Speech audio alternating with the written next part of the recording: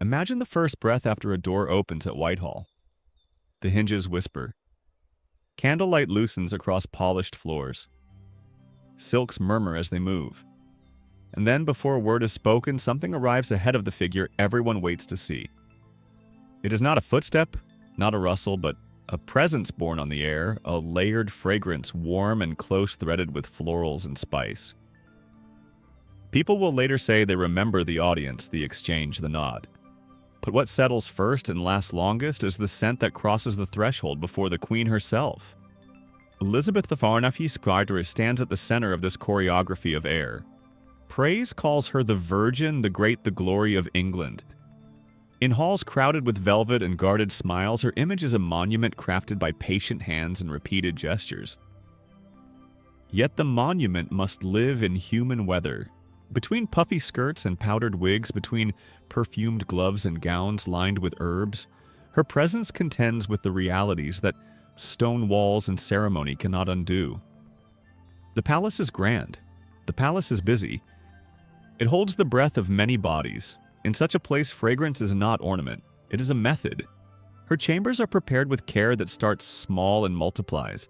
Pomanders wait like little planets. Orange skins, pierced and studded with clove their edges, dark with spice. Sachets of dried rosemary and lavender are sewn inside sleeves. A gown brushed and turned and never washed is lifted from its stand and shaken near the window before it is lowered over laces and linen. Perfumed gloves, soft leather sometimes lined, rest nearby their seams, faintly shining with oils. Nothing here is accidental.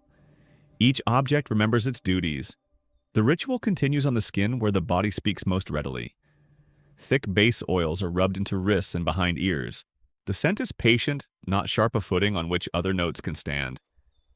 Later, powders and crushed resins will be flicked and pressed over fabric and hair, but this first layer must hold near the pulse. When she moves, a quiet heat stirs the air and carries it. Farther out at the hem and the sleeves, the sachets take their turns releasing what was stitched. For exactly this moment, a grace that floats where washing does not go. The court breathes around her, and the palace breathes through the court. The rooms are alive with tallow smoke that has drifted upward for months, threading itself into tapestries and velvet like a second weave. Heavy furs and brocades have been brushed and beaten and scented, but never soaked. They keep their memories, when bodies gather dancing, bowing, whispering their clothes rehearse yesterday's warmth. Last week's meals, a winter afternoon that refused to dry. In this place, the difference between clean and presentable is measured in inches. A gown that seems sweet from across the room. A reality that begins only when one steps too close. It is not negligence that keeps water at a distance. It is belief. To wash too thoroughly is to open the body to danger, to loosen the skin to whatever the air carries. If the air smells right, the reasoning goes, then one is safe. If it smells wrong, one must defend oneself. The court's answer, taught by habit and strengthened by fear, is to perfume more carefully, powder more generously, and keep the illusion steady.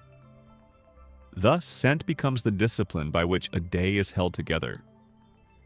Elizabeth moves through this discipline with intention.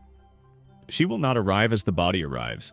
She will arrive as a fact assembled, a fact that can be read and cannot be denied. The skirts hold their line. The lace fixes its light edge against the jaw. The gloves extend a soft surface for ceremonial kisses, an exchange less intimate than skin to skin, yet more telling. Leather takes and keeps. Hours later, a glove will still carry the faint history of the room. The handshake, the paper seal. The stem of fruit touched and passed along. The glove is a memory you can smell. Rumors say that her fragrance remains after she is gone, that a chamber keeps her company even while servants fold the cushions and bank the fire. A visitor writes of air that feels thick with someone who is no longer there. An ambassador chooses gentle words rich and enveloping and allows the rest to be understood without saying it. Politeness demands euphemism.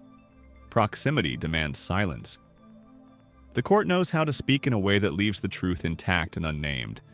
The Queen's choices do more than soothe. They declare, in a palace where clean means brushed, aired, and scented, where linen closest to the skin may be rinsed, but outer layers avoid water entirely. Her particular combination of notes reads like a signature. To smell of something rare is to be rare. To smell of something costly is to be costly. It is not fairness, it is function. A peasant's sweat is an offense. A monarch's fragrance turns the nose into a path toward reverence. Scent placed with care teaches the body how to react before the mind arranges its thoughts. The palace itself participates. Tallow flames sketch their animal breath into every beam. The stones keep dampness the way fabric keeps heat. Doors open and close. The air enters and does not easily leave. In such a house, even a well-prepared chamber cannot entirely isolate its occupant from the living compound of smells that pass beneath and around. The queen's answer is to meet breadth with depth. Richer oils, stronger herb sachets, renewed before they weaken gloves, replaced when the leather begins to tell too much of the day. And yet the method stops short of erasure. The body refuses to be transformed into a picture. Beneath the velvet and lace there is skin, and the skin is busy, it warms, it sweats, it translates every movement into small changes that powders merely accompany. The point is not to deny this. The point is to rule over it. Perfume does not remove the body. It arranges, it instructs, it escorts it through corridors where the breath of many lives collects and thickens. That arrangement is the craft that keeps the fiction unbroken. The queen is more than human, so she must arrive as more than a person arrives. Those who serve her understand the boundaries. They brush in air, they sow sachets and warm bowls of scented water. They are careful with words. Cleanliness is not claimed, it is performed. Freshness is not achieved, it is suggested. The difference matters less than the effect. A hem that lifts just enough to move easily, a sleeve that releases time when a gesture extends, a glove that brings rose to the lips of the person bending to it, these things add up to a conclusion before any argument begins. When she passes the corridor, inhales and resumes its life, the perfume, slightly altered by the heat of the moment, hovers and then thins. A servant closes a door. Footsteps fade, and somewhere else in the building, other scents take their turns. The kitchen's herbs, the chapel's incense, the quiet hint of damp, where a window will not open farther. But the trail she leaves is the palace's preferred truth, a reminder of how this world is meant to be read by eyes, yes, and by ears when ceremony requires it, yet most faithfully by the nose. In this order of things, fragrance is not an afterthought. It is the first sentence, the steady verb, the final period that lingers when the page is turned. Whitehall breathes, the court breathes, the queen breathes.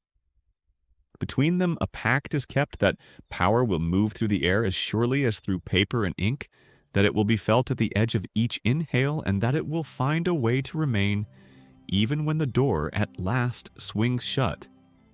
Picture the outline of Whitehall Palace rising above the Thames, its towers catching faint morning light, its walls promising the elegance and grandeur of a royal court.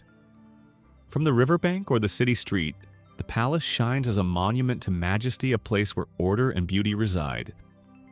Yet beyond the stone arches and gilded doors, the air carries a truth far less polished. Step inside and breathe slowly.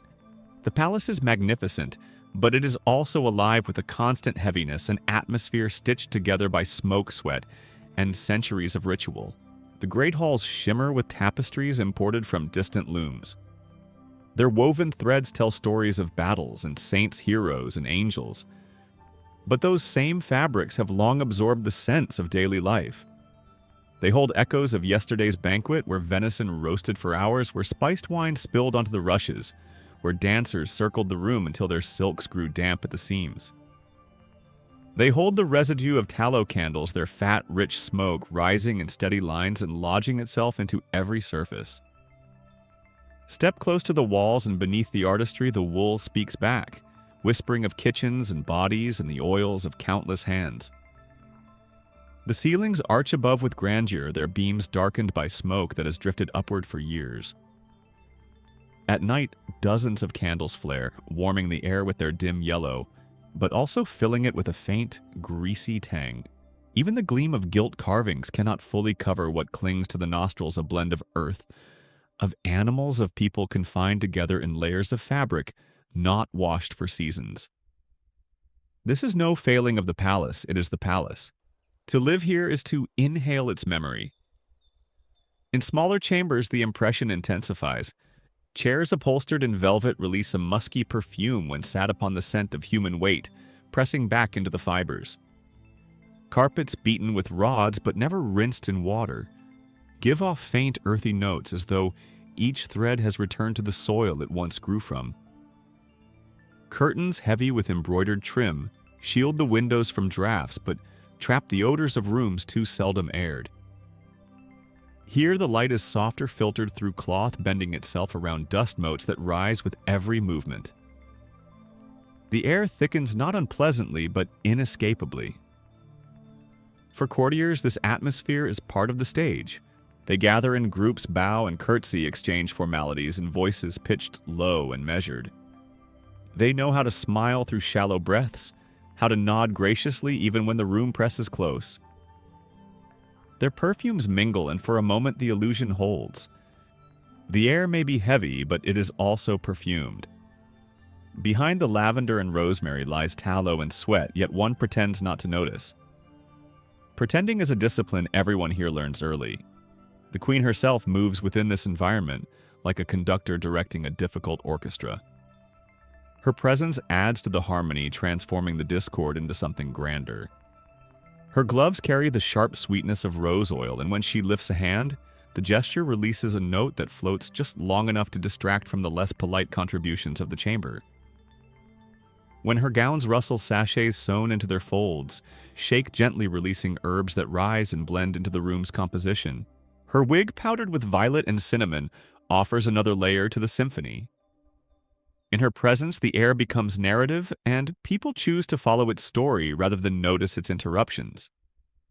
But the palace is not uniform. Certain stairwells hold particular odors remembered by those who climb them often. A draught might carry the kitchen's labor, roasted meats, boiling broth, and the char of wood fire. Another corner may suggest damp stone, a reminder that the Thames flows near, seeping its river breath upward into the foundation. In crowded feasts, the air grows heavy quickly, thick with laughter and wine, and the closeness of many layered garments. To breathe in such a space is to breathe history itself, dense, intimate, and continuous. Visitors describe their impressions with courtesy. An ambassador may write home that the palace is sumptuous, though he might also note in careful phrasing the earthy vigor that fills its halls. None dare call it foul, for to live in such proximity to power is to adjust the senses to learn which truths can be spoken and which must be transformed into gentler words. The palace is fragrant, the palace is rich, the palace is alive. What else need be said? And so the illusion endures. No one speaks of staleness. No one records discomfort. Instead, the palace becomes memory itself. Each corner mapped not only by what the eyes see, but by what the nose carries away. To walk from one room to another is to cross from rosemary to lavender, from tallow to cinnamon, from river dampness to perfumed gloves.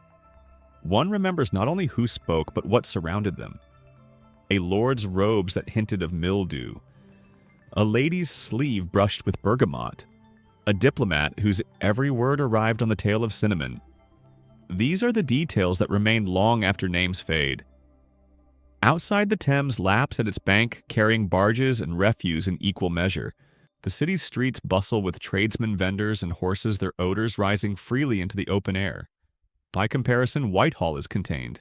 It does not escape into the sky, but swirls within itself, each corridor collecting what the last has given. The difference is not that the palace is clean. The difference is that the palace teaches its inhabitants to read the air as carefully as they read words. Here, fragrance is not accident, it is message. The longer one stays, the more the air shapes perception. The clove-studded pomander feels less like ornament and more like companion, something to grip discreetly when the atmosphere grows too dense. The sachet tied at the waist is no longer just perfume. It is defense, reassurance, continuity. People learn to associate one another not only with titles and gestures, but with their particular trails of scent. Memory becomes a gallery of aromas, each entry as vivid as a painted portrait. In this way, Whitehall tells its truth. Its stone walls echo with ceremony, but its air tells the private story of endurance. Grandness above heaviness within. A palace that glitters on the outside and breathes with an earthier rhythm once the doors close. To step into it is to accept the illusion, to train the senses toward admiration and away from doubt. And those who cannot make that adjustment find themselves weary quickly, for here, the pageantry never ends and the air always remembers. Thus, the dream remains intact. Whitehall dazzles in memory and in song, its tapestries and corridors described in glowing terms. Yet for those who stood within, who bowed and curtsied and spoke their measured phrases, it is also remembered through the nose. The palace may be a stage, but its stage is built of candle smoke, sweat herbs, and patience. And in that mixture, carefully maintained, the illusion thrives, splendid, fragrant, and undeniably real. Step closer to Elizabeth's world and notice how the air is never left unguarded. In a palace where windows open only sparingly, where fabrics hold their memories for years, and where bodies move in close company, fragrance becomes more than elegance. It becomes defense. Herbs, oils, and resins are not simply scattered for pleasure. They are chosen and placed with deliberate care, like shields arranged before a battle. The queen herself is never without these protections. A gown is not just sewn from velvet and silk, but also lined with sachets that carry dried lavender, rosemary, and thyme. As she walks, the subtle friction of fabric against fabric releases small breaths of scent, masking the heavier odors that gather in folds and seams. Servants know this rhythm well. They prepare the herbs daily, tucking them into hidden pockets where they will wait for movement to draw them out. The air around Elizabeth is never still. It always works on her behalf, carrying an impression of purity wherever she goes. Pomanders dangle from belts, each one a tiny fortress of fragrance. An orange carefully dried, pierced with dozens of clove buds, becomes both jewelry and medicine. It is held discreetly near the face during crowded audiences, its spice sharp enough to cut through the press of bodies. In moments when the atmosphere grows too heavy, the pomander offers immediate relief, a reminder that safety can be found in something as small as the scent of fruit and clove. These objects are not trinkets. They are talismans renewed again and again to keep their power fresh. Gloves, too, serve double duty. A fine pair may look like mere accessories, soft leather dyed and stitched with delicate patterns, but in truth, they are soaked in perfumed oils. Rose violet and sometimes bergamot are rubbed deep into the hide until they become part of its texture. When Elizabeth extends her hand for a kiss, the glove itself does the speaking. It tells of refinement, of distance from ordinary labor, of a life scented and guarded. For the one who kisses, the memory is not of skin, but of fragrance, the softness of leather, mingling with the faint sweetness of rose. In this way, even a gesture of ceremony becomes a moment of survival, ensuring that the queen's humanity never intrudes too strongly on the performance. Her chambers are equally armed. Bowls filled with dried petals stand on tables, releasing fragrance whenever stirred by the air. Bundles of herbs hang near doorways, their stems bound tightly with ribbon. Incense may smolder faintly in corners, its smoke curling upward like invisible drapery. Every object participates. Nothing is neutral. Even the walls seem to join in their tapestries, refreshed with powders or waters, designed to mask the years of candle smoke they have absorbed. To enter Elizabeth's rooms is to enter a carefully maintained barrier against the realities of court life. Yet the palace itself resists such control. Beyond the scented layers, odors of kitchens, drains, and damp stone drift continually. Fires burn in great halls, sending out their heavy smoke. Servants labor their sweat unhidden beneath wool and leather. The Thames carries its own perfume into nearby corridors, a reminder that rivers in Tudor London are as much sewers as streams. Against these forces, perfume does not conquer. It negotiates. It covers and distracts, turning the nose away from what it might otherwise notice. The illusion works not by erasing, but by redirecting attention. Elizabeth understands this deeply. Her image is not a matter of chance. It is constructed daily as surely as her gowns are pinned and her face powdered. She knows that fragrance is not a luxury but an instrument of rule. To smell rare is to be rare. To carry the scent of distant spices is to remind courtiers of wealth of ships that travel, oceans of trade that binds foreign lands to her crown.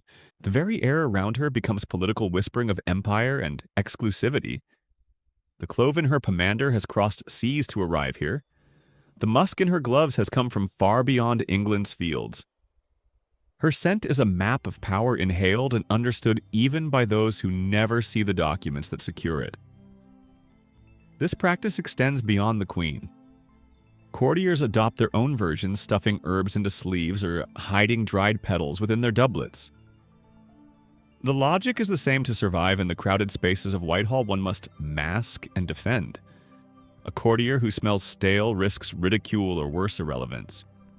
A favorite who carries citrus or spice behind him signals freshness, vitality, the promise of a scent. Memory itself is written through the nose. To be remembered well is to be remembered fragrantly. Still, it is Elizabeth who perfects the art. Her attendants understand the sequence. They prepare oil sachets and pomanders with a precision born from repetition. They know which combinations are strongest, which pairings last longest. Lavender for calm, rosemary for clarity, clove for sharpness. Each day is a new performance, but the logic is consistent. The queen must emerge encircled by a cloud that suggests purity, safety, and control. Her scent must reassure those around her that she is untouchable even when reality insists otherwise. And reality does insist. Beneath the gloves, her hands are hands, subject to the same labors of pulse and sweat as any other. Beneath the gown, her body aches and tires as all bodies do. But the barrier holds. The fragrance stands between her and the truth. When she enters a chamber, no one dares think of what lies under the velvet. They breathe the air she has prepared for them and let it tell them what to believe. The system works because everyone agrees to let it. Servants refresh the herbs without question. Courtiers compliment without comment. Ambassadors describe the atmosphere with words like rich and impressive, never stale or heavy. Silence and politeness preserve the charade, and fragrance keeps the silence intact. In this way, the queen's survival is not only physical but symbolic. She remains the virgin queen, the untouchable monarch, because the air itself insists upon it. As the day moves forward, the scents blend into memory. A chamber may hold the ghost of cinnamon from a diplomat's breath, rosemary from a sachet brushed in passing, or musk from a glove offered in greeting. These impressions linger long after the words are forgotten. People remember not only what was said, but how it smelled to stand there. Scent becomes the truest record of the court, a living chronicle written into the air. Thus, perfume is more than decoration. It is survival weapon and script. It allows a queen to rise each day into a role larger than herself. It allows a court to endure the closeness of its own company without complaint. It transforms air, that most invisible of elements, into something tangible, powerful, and endlessly persuasive. Beneath the powders and silks, beneath the jewels and lace, it is fragrance that holds the illusion together. And so when Elizabeth moves through her palace, she does not walk alone. She is accompanied always by her chosen army of scents, lavender and clove rose and musk, each note carrying its own defense, each layer building a shield no blade can cut. The palace may creak with dampness and resound with smoke, but her presence overrides it. She passes and the memory is fragrant. That is the survival she demands. That is the survival she achieves. Step back from the perfumes and sachets and ask a simple question. Why not just wash? Why not rinse away the heaviness of velvet and the long memory of cloth with fresh water? The answer lies not in laziness, but in fear. To Elizabeth's court, and indeed to much of Europe in her time bathing, was not a path to health, but a dangerous temptation. What we now consider refreshing, they regarded as risky, an open door through which sickness might slip inside. The logic begins with the body itself. Physicians of the 16th century believed that the skin was porous, a delicate layer that guarded the humors and balances within. To wash in warm water, they thought opened those pores too wide, leaving the inner body vulnerable to whatever floated in the air. And the air in their understanding carried disease. Foul smells, they said, were signs of sickness drifting invisibly through space. If the pores were open when such air entered, illness would seep inside. Better to keep the skin closed, sealed by powders and oils, than risk the dangers of a thorough soak. This belief meant that bathing in the way we think of it, stepping into a tub, submerging the body, rinsing away sweat and soil, was viewed with suspicion. A plunge might cleanse for a moment, but at what cost? Too often the story went someone emerged from the bath only to fall ill soon after. The connection was enough to make people wary. Instead, cleanliness was redefined. To be clean was not to be scrubbed with soap and water, but to be brushed, perfumed, and powdered until the air around you said purity, even if the skin beneath whispered otherwise. Elizabeth embodied this logic perfectly. Her linens changed more often than those of her subjects were considered the closest step to true washing. Fresh undergarments meant a fresh body, even if the outer gowns had not seen water in years. Servants brushed her velvets to lift the dust and aired her silks by windows to release what could be coaxed away. Powders dusted onto her face, and hands absorbed moisture, leaving a matte surface that looked smooth and felt dry. Fragrance did the rest, assuring all who approached that she was not only elegant, but safe. Occasionally the queen did permit a kind of bathing, though not in the way we imagine. These were sweating baths, a practice closer to a sauna than a soak. Heated rooms or covered tubs filled with steaming herbs encouraged perspiration, thought to purge illness from the body. Afterward, she would be wiped down with towels, perhaps rinsed lightly with rosewater or vinegar, but never immersed in deep water. The goal was not to wash away dirt. The goal was to expel what was thought to poison the blood. Cleanliness here was a matter of balance and defense, not sparkle. The palace followed suit. Courtiers rarely bathed in tubs. Instead, they dabbed hands with scented cloths, wiped faces with vinegar-soaked kerchiefs, and brushed their hair with powders that disguised oil. To enter water, unless for medical treatment, was to invite whispers of recklessness. Even physicians advised against it, warning that heated pores and foul air were a dangerous mix. Better to carry a pomander than to risk a plunge. Better to perfume the gloves than to trust soap. Soap itself did exist, but it was coarse, harsh, and often reserved for laundry, not skin.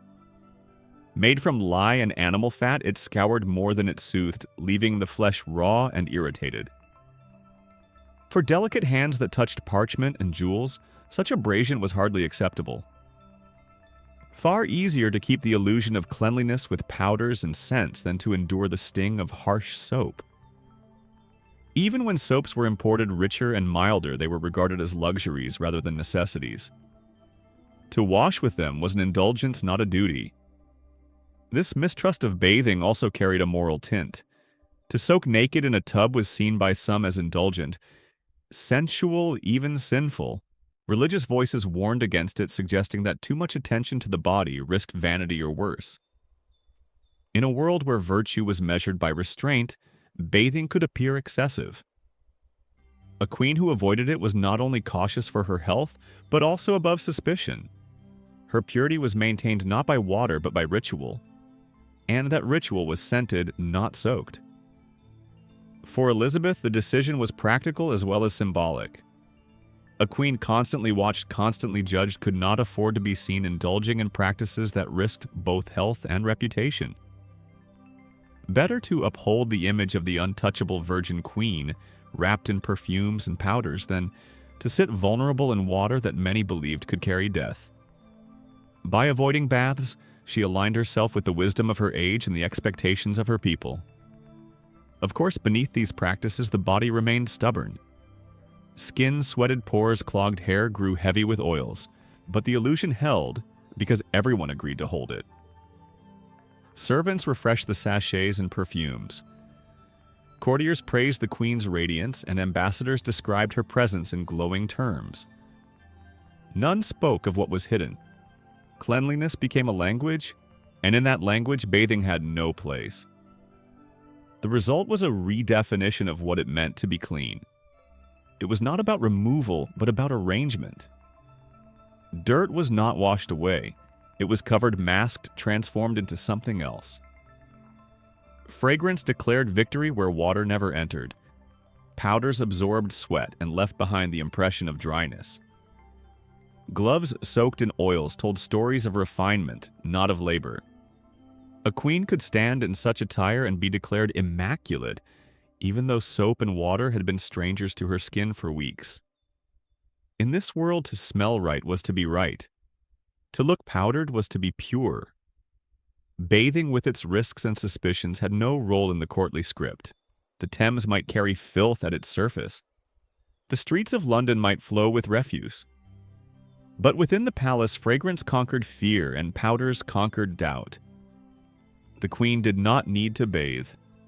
She needed only to smell untouchable, and that was enough to preserve the illusion of health, purity, and power. And so the fear of bathing shaped an entire system. It guided physicians' advice, it directed servants' labors, and it framed the queen's daily rituals. In the absence of water, scent filled the void. In the absence of soap, powder told the story. The body might remain unwashed, but the image remained flawless. And in Elizabeth's court, the image was what mattered most. In the quiet hours before an audience, Elizabeth's gowns hang like guardians in her chambers. They are more than fabric. They are archives. Each gown holds stories that have never been written, woven instead into seams and folds absorbed into velvet and silk. To stand near them is to sense not only color and embroidery, but the invisible records of daily life, sweat feast, smoke, and the faint trace of herbs meant to disguise them. A queen's garments were never washed in the way we understand today. To submerge velvet or brocade in water would have ruined it, stripping dyes and crushing textures. Instead, clothing was brushed, shaken, and carefully scented. Servants aired them near windows where morning breezes could pass over the fabric, carrying away some of yesterday's heaviness. But traces always lingered. The weight of the palace, its smoke and warmth and closeness clung stubbornly to the folds. Consider the layers she wore. First, the linen shift changed more often and closest to the skin absorbed sweat and oils during the day.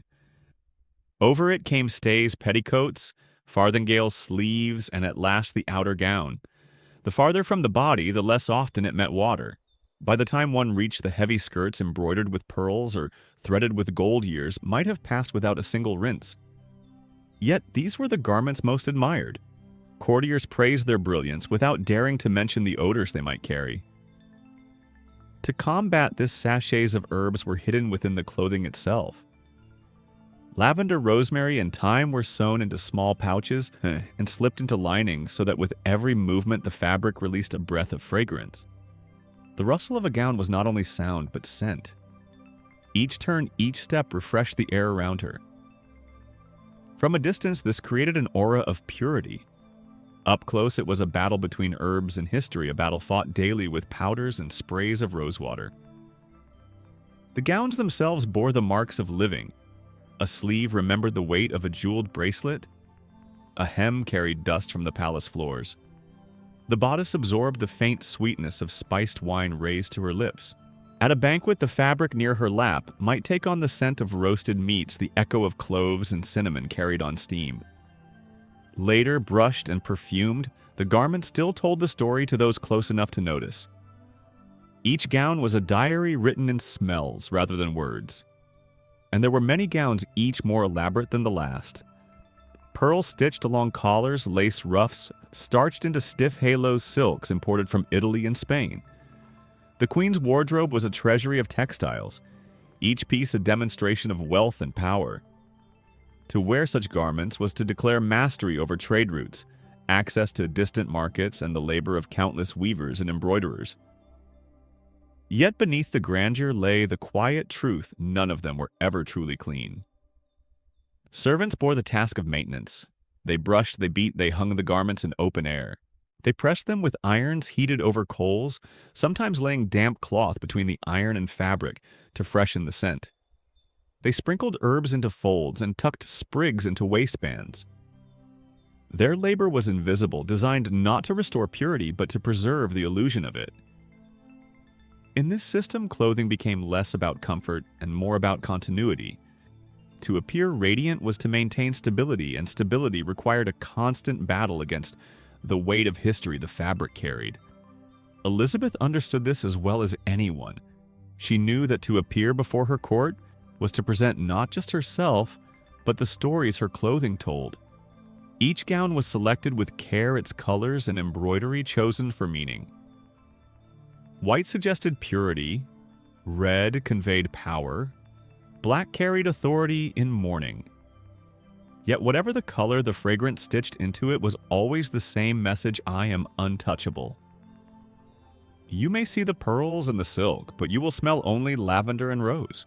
You will not be allowed to remember that the gown has lived before this moment.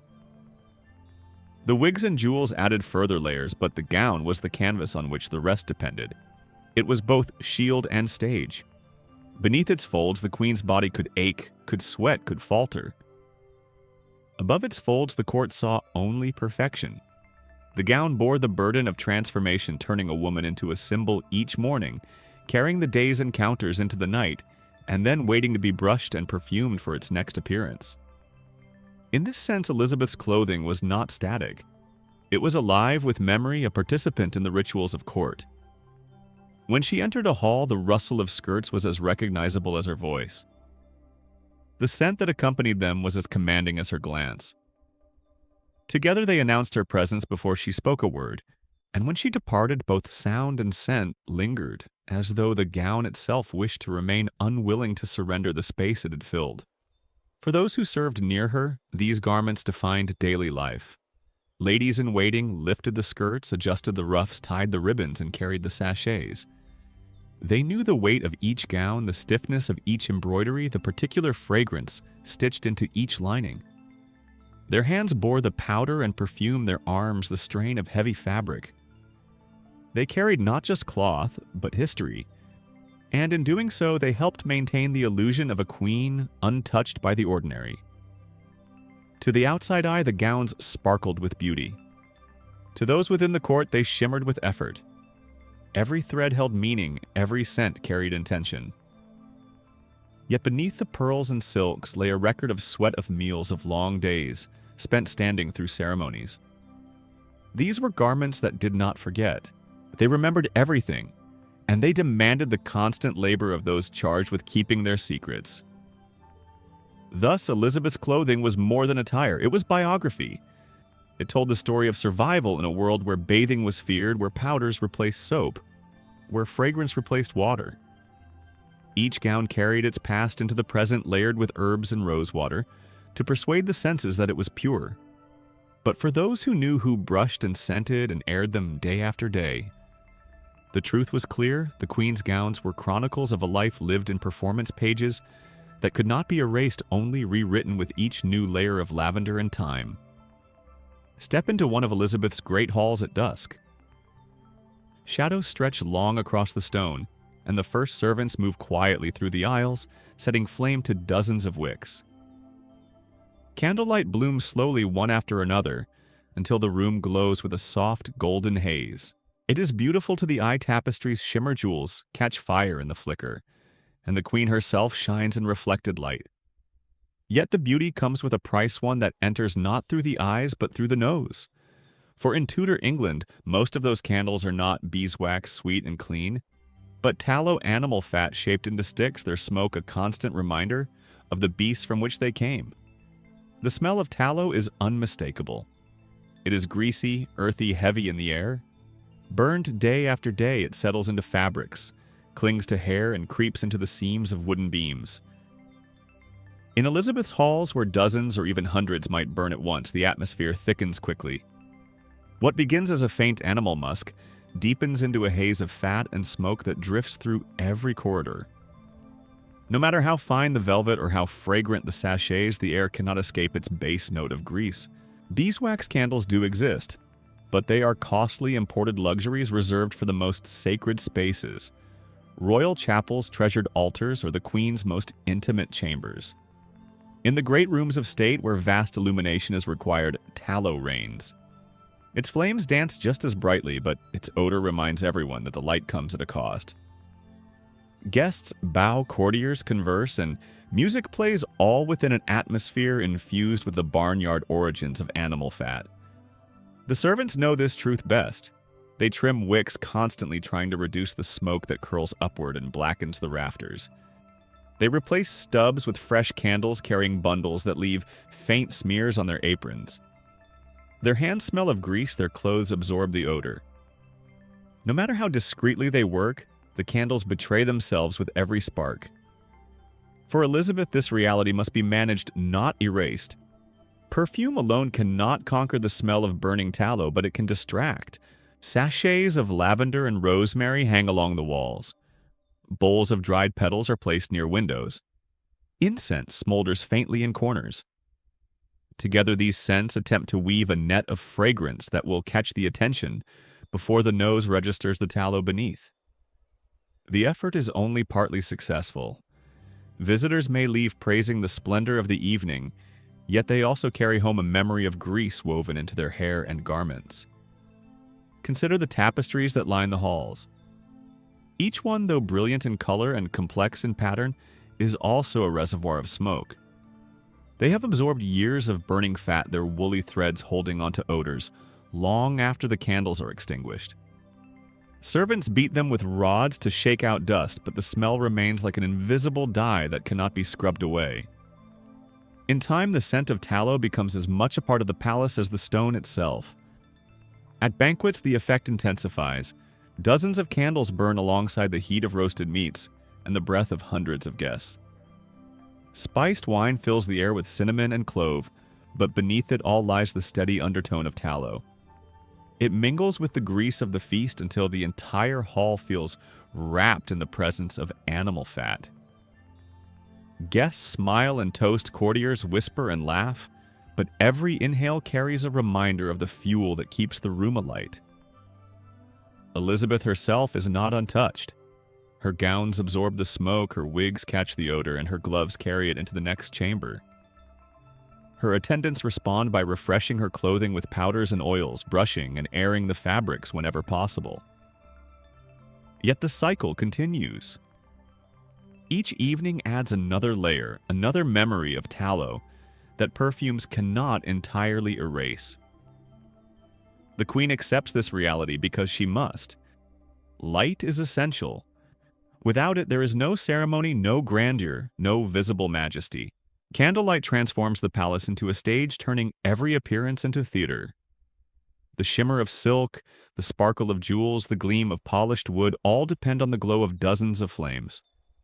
The smoke that accompanies them is the price of magnificence, and it is a price willingly paid. Still, the court learns subtle strategies. Audiences are often held in rooms where drapes filter the air, softening not only the light, but also the smell. Candles are arranged to create shadow as well as illumination, making the Queen appear more radiant while drawing attention away from the haze. At times, scented tapers are added, their wicks infused with herbs or resins that release a sweeter odor when burned. These are not common, but when used, they remind everyone that fragrance can be coaxed even from flame. Despite these efforts, the truth remains. The palace is never free of smoke. Rafters darken tapestries. Dull gowns carry a weight of odors that perfumes only partially disguise. And yet no one complains openly. To mention the smell of tallow is to risk insulting the very stage on which power is displayed. Better to endure, to smile through the haze, to let the perfume speak louder than the grease. This balance between splendor and stench defines life at Whitehall. Candlelight dazzles the eyes while quietly burdening the lungs. Perfume enchants the senses while struggling against the undertone of smoke. The Queen shines radiant beneath the flicker, her face a mask of powder and rouge, her gown a fortress of herbs. But behind the beauty, the palace breathes with the smell of what fuels it, animal fat burning steadily, writing its own story into stone and cloth. For those who lived within the stench of candlelight was never separate from the splendor. They were two sides of the same coin, To recall an audience with Elizabeth is to recall the flicker of flames and the shimmer of jewels, but also the faint grease that clung to the throat. To remember a banquet is to taste the spice of wine and meat, but also to breathe the smoke that hovered above. Light and odor, beauty and burden inseparable, bound together in every memory. Thus the stench of candlelight became part of the palace itself, a background presence as constant as the echo of footsteps in the halls. It did not diminish the Queen's image. It framed it. It reminded everyone that even splendor carries its shadows, that even radiance requires fuel. And in Elizabeth's court, that fuel was animal fat burning night after night, filling the air with both beauty and burden. In Elizabeth's court, the air was never neutral. Every breath carried meaning.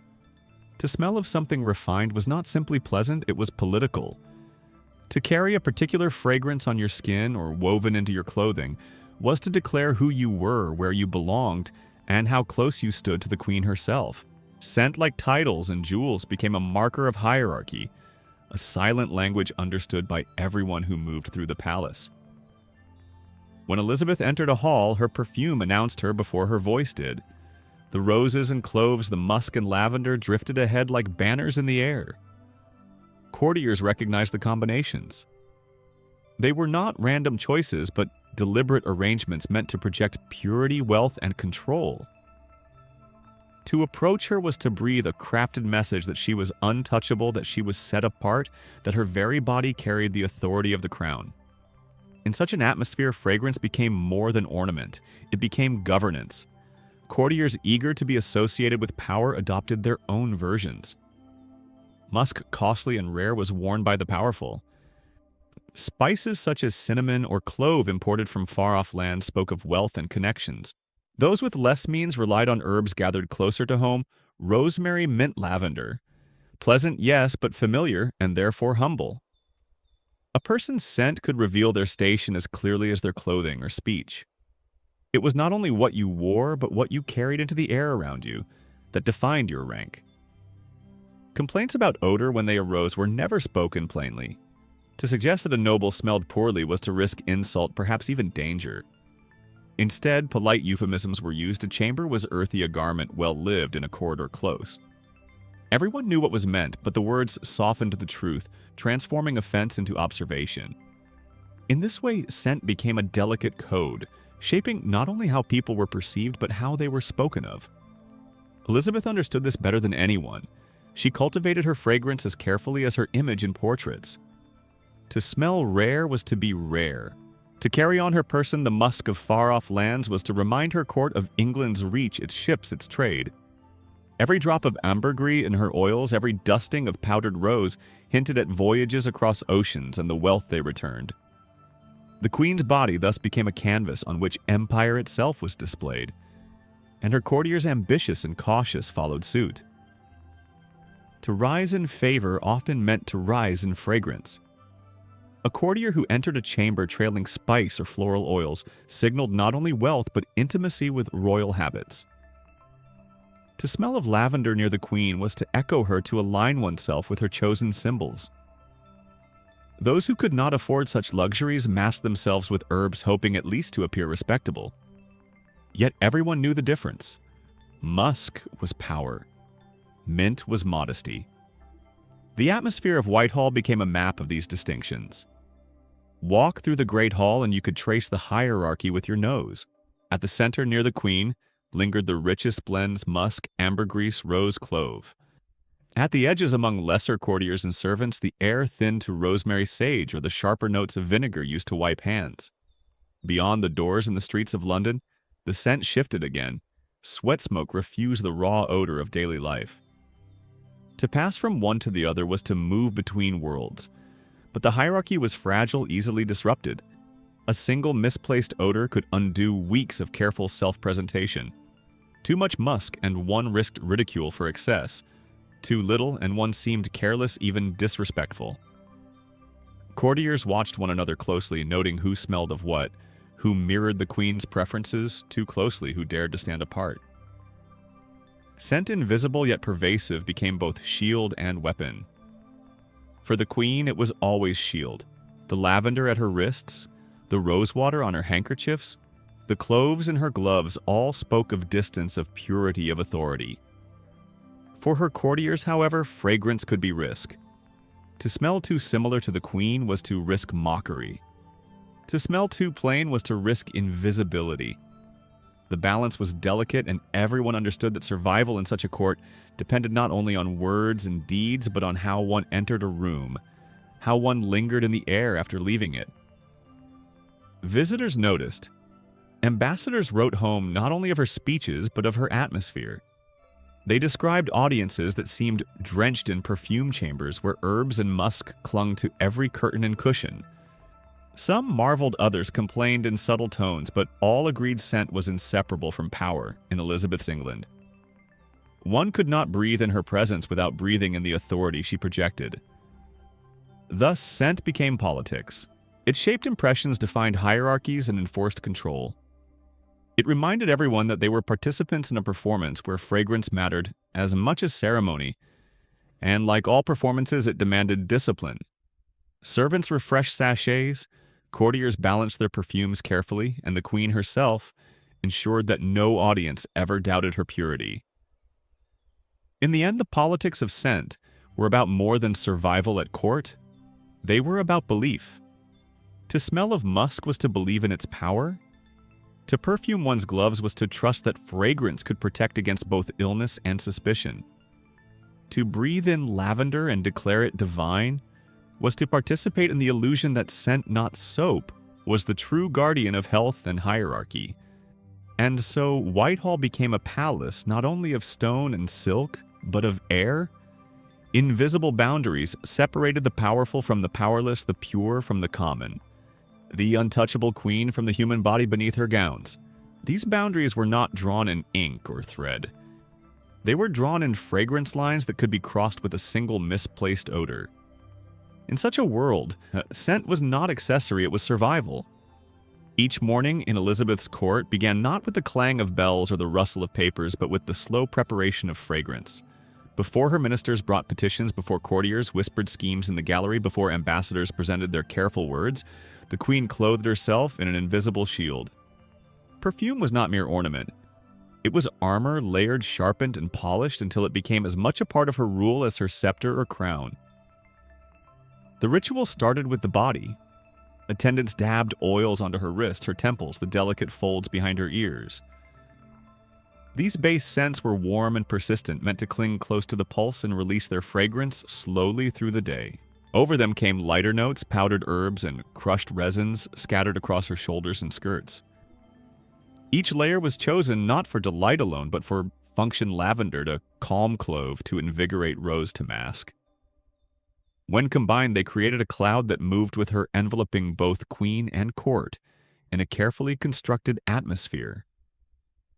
This layering was deliberate. A single fragrance might fade, but a symphony of scents endured.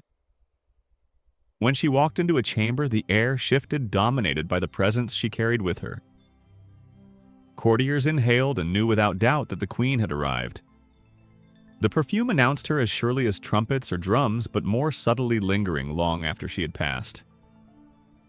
The strength of this shield lay not only in its persistence, but in its ability to conceal. Beneath the velvet and lace, the queen's body was subject to the same realities as any other sweat fatigue, the odor of living. But perfume disguised these truths, smothering them beneath layers of fragrance until they were forgotten. It was not that the body ceased to exist. It was that it was rewritten, transformed into something else entirely: an emblem, a symbol, an idea wrapped in musk and rosewater. In this sense, perfume worked like armor. It did not erase the vulnerability beneath, it protected it. Just as a breastplate deflects the blade without making the soldier invincible, so fragrance deflected the court's scrutiny without changing the queen's human needs. Attendants might brush her gowns, might air her linens, might dab vinegar on her hands, but it was the perfume that truly guarded her, making sure no one smelled the truth too closely. The palace itself became a battlefield for this invisible war. In chambers filled with tallow smoke and galleries heavy with damp stone and corridors that whispered of drains and kitchens, Elizabeth's perfume was a declaration of superiority. It reminded everyone that while the palace might carry the odors of age and labor, the queen herself floated above them. She was not touched by grease or mildew, not weighted by smoke or sweat. Her fragrance lifted her beyond the ordinary, making her untouchable even in the midst of it. To her courtiers, this was lesson as well as law. They learned that perfume was not indulgence, but necessity. A courtier without fragrance was unprotected, vulnerable to ridicule or suspicion. Better to risk excess than to risk being perceived as common. And so the halls filled with competing scents, each person eager to present themselves as worthy, pure, elevated. Yet, however strong their efforts, the queen's perfume always prevailed. Her cloud was richer, more complex, more carefully maintained. She alone commanded the full orchestra of scents that defined the palace. Visitors noticed. Foreign envoys recorded audiences in which fragrance seemed to hang heavy over every word. One described a chamber that smelled like a garden, though he knew the walls were damp and the floors stained. Another remarked on gloves that carried such sweetness he could recall them weeks later. These impressions were not accidents. They were weapons used to shape memory as surely as speeches or treaties. A negotiation conducted in Elizabeth's presence was conducted not only in words but in air. Even illness could be hidden this way. On days when toothache or fever gnawed at her strength, the queen still appeared radiant, perfumed, and powdered. The fragrance told courtiers that all was well even if her body whispered otherwise. Pain might tighten her jaw. Fatigue might weigh on her shoulders, but the lavender and clove insisted that she was serene, invincible, beyond the reach of weakness. The illusion was fragile, yet fragrance made it believable, persuading everyone, perhaps even Elizabeth herself, that the Virgin Queen remained untouched. The symbolism was powerful. Perfume became more than defense against odor. It became a metaphor for her reign. Just as fragrance masked the flaws of the body, so policy and pageantry masked the cracks in the realm. England's poverty, unrest, and fragile alliances were real, but the queen presented an image of strength, stability, and purity. She smelled of roses and musk, and so the kingdom believed, at least for a moment, that it too was untouchable. This connection between scent and sovereignty shaped how people remembered her. To speak of Elizabeth was to recall not only her speeches or her portraits, but the aura she carried. Her perfume trailed behind her like a shadow, attaching itself to memory as firmly as her words. Centuries later, historians still write of her fragrances, the gloves soaked in oils, the sachets tucked into her gowns. They recognize that to understand Elizabeth is to understand how she turned perfume into power. And yet, beneath the armor, there was always the body. Attendants knew it well. They saw the sweat darken her linens, smelled the vinegar rubbed into her hands, felt the heat of fevers that perfume could not cool. They knew that the fragrance was both shield and burden, something she could never set aside. For Elizabeth, there was no moment offstage, no time when she could simply smell as herself. To be queen was to wear the armor, always to carry the cloud of fragrance until it became inseparable from her identity. This burden was heavy, but it was also necessary. A monarch who faltered might lose her grip on power. A queen who smelled like the common crowd might lose the illusion of divinity. So Elizabeth endured layering perfume upon perfume until she was protected, presented, transformed. She understood the stakes. Perfume was not about pleasure, it was about survival. And so, day after day, the ritual continued. Oils, powders, herbs, resins, all arranged in sequence, all designed to conceal, distract, and proclaim. The armor was invisible, but it was as strong as steel. Those who breathed it believed in her. Those who remembered it carried her image with them. Perfume was her weapon, her shield, her crown in the air. In this way, Elizabeth turned the most fleeting of things sent into something enduring. She transformed perfume into power, into memory, into history itself. And though the fragrances have long since faded, their effect remains. For even now, when we recall the Virgin Queen, We recall her not only as a ruler, but as a presence, a fragrance in the air, and armor made of roses and musk that no sword could pierce. The fragrances that surrounded Elizabeth were not conjured from thin air. They were not simple flowers plucked from a garden or herbs grown in a nearby patch of soil. They were the treasures of trade brought across oceans, hunted from animals distilled from resins and purchased at extraordinary expense. Each drop of oil, each grain of powder carried with it a story of distance and danger. To smell of musk or ambergris was not only to smell pleasant, it was to proclaim wealth, reach, and supremacy. Consider musk one of the queen's favored notes. It came not from petals or leaves, but from a gland of the musk deer, a creature native to the mountains of Tibet and Central Asia. Hunters pursued these small, elusive animals for the tiny pouches that held their prize secretion. Once harvested, the musk had to be dried, aged, and carefully diluted, for in its raw form it was almost overpowering. By the time it reached England, it had traveled thousands of miles, passed through dozens of hands, and multiplied in value many times over. To wear musk was to wear a reminder of distant lands, of caravans winding across Asia, of ships docking at European ports. It was not merely fragrance, it was empire in a vial. Then there was civet, another costly ingredient. This came from the civet cat, a nocturnal animal kept in captivity for the musk-like oil it produced. The process of extracting the substance was unpleasant and often cruel, yet the demand was high. Once processed, civet yielded a warm, persistent scent that deepened perfumes and made them last longer on the skin.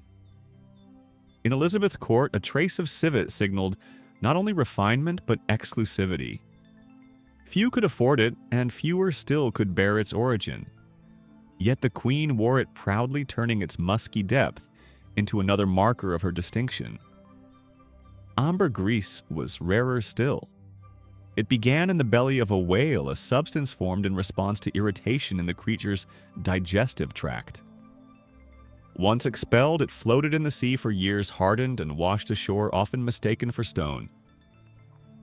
To those who recognized it, however, ambergris was treasure fragrant, when warmed with a subtle sweetness unlike anything else. Sailors and traders risked long voyages to bring it back, and its value rivaled that of gold. A queen who perfumed herself with ambergris did not simply smell luxurious. She carried the ocean itself distilled into her presence. Each of these ingredients was costly not only in coin but in labor. They required hunting, harvesting, and long transport across dangerous routes. To possess them was to declare dominion over distance, to show that England's queen commanded resources that extended beyond her shores. Her fragrance was proof of reach, a reminder that her authority was not confined to Whitehall or London, but stretched outward along the veins of trade and ambition. The expense was immense. Imported oils and resins could cost more than a servant's yearly wage. To soak gloves in rose oil, to perfume gowns with violet essence, to line chambers with bowls of dried petals, all this consumed wealth at a steady pace. Yet the queen did not hesitate. The illusion of purity, the aura of divinity was worth every coin. Perfume was not indulgence, it was policy. To cut back on fragrance would have been to cut back on power itself. And so the palace became a treasury of scent. Gloves arrived from perfumers in Italy steeped in bergamot and violet. Merchants brought casks of oils from the Mediterranean, powders of cinnamon and clove from the east. Each delivery was celebrated, for each meant that the queen's shield remained intact. Attendants decanted the oils, carefully preserving every drop, knowing that what they held was as valuable as jewels. To spill rose oil on the floor was to spill a fortune. This expense reinforced hierarchy. For the queen to smell of musk or ambergris was natural, expected, a reflection of her station. For courtiers, however, to attempt the same was dangerous. Only the wealthy and powerful could afford the rarer notes, and even they risked censure if they seemed too bold. A courtier who over-scented himself might be mocked for pretension, while one who could afford only local herbs might fade into obscurity. Thus the cost of perfume became another barrier, another reminder that not all could rise to the queen's level. Yet for Elizabeth, the expense was justified. Fragrance was not a luxury to be weighed against coin, but a necessity of image. The cost of musk was the cost of sovereignty. The price of ambergris was the price of divinity. To smell ordinary was to risk appearing ordinary, and for a queen, ordinariness was peril. Better to drain the treasury of rose oil than to allow even a whisper that the virgin queen was less than immaculate. Visitors noticed too. Ambassadors wrote of the richness of her scent, the unmistakable impression it left. They may not have listed the ingredients, but they recognized the rarity. They knew that what they inhaled was no simple herb from an English garden, but the wealth of continents distilled into the air. Her perfume was as much a diplomatic statement as her jewels or her crown. It told foreign dignitaries that England was not poor, not isolated, but connected, wealthy, and formidable. There was irony in it, of course. The very substances that made her smell divine were born of decay and discomfort. Animal glands, whale secretions, oils pressed from flowers that withered as soon as they were plucked. The origins were earthy, even foul, yet in her chambers they were transformed into symbols of elegance. The queen wore what others might have recoiled from, and in doing so she declared her power the ability to take what was base and turn it into majesty. For those who attended her daily, the richness of her perfume was both intoxicating and overwhelming. To stand too near was to be enveloped to leave, carrying her scent on one's own clothes. Some may have felt lightheaded, some perhaps weary of the constant sweetness, but none dared complain. To mention the heaviness of her fragrance would be to question her authority, and that was unthinkable. Thus, the cost of royal perfume was paid in more than coin. It was paid in labor, in silence, in the complicity of all who breathed it. Attendants prepared it, merchants supplied it, courtiers endured it, and Elizabeth wore it as armor. The expense never ceased because the illusion could never lapse. In the end, the perfumes of Elizabeth's court were more than luxuries. They were instruments of survival as essential as the crown itself. Their cost was measured not only in money, but in meaning, in the distance they traveled, the rarity they represented, the authority they proclaimed.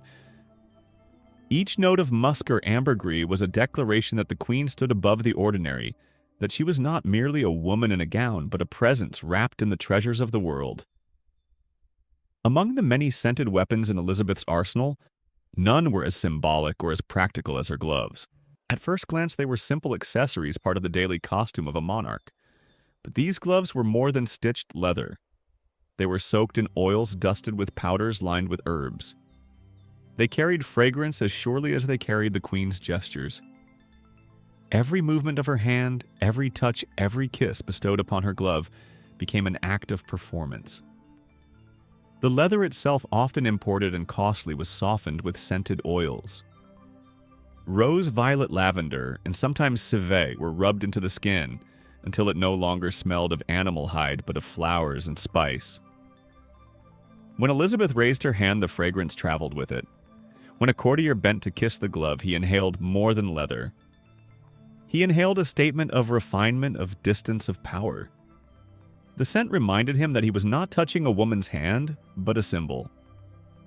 Gloves had long been a part of royal attire, but under Elizabeth they took on a new role. They became barriers between her and the world, both physically and symbolically. No courtier ever touched her skin directly.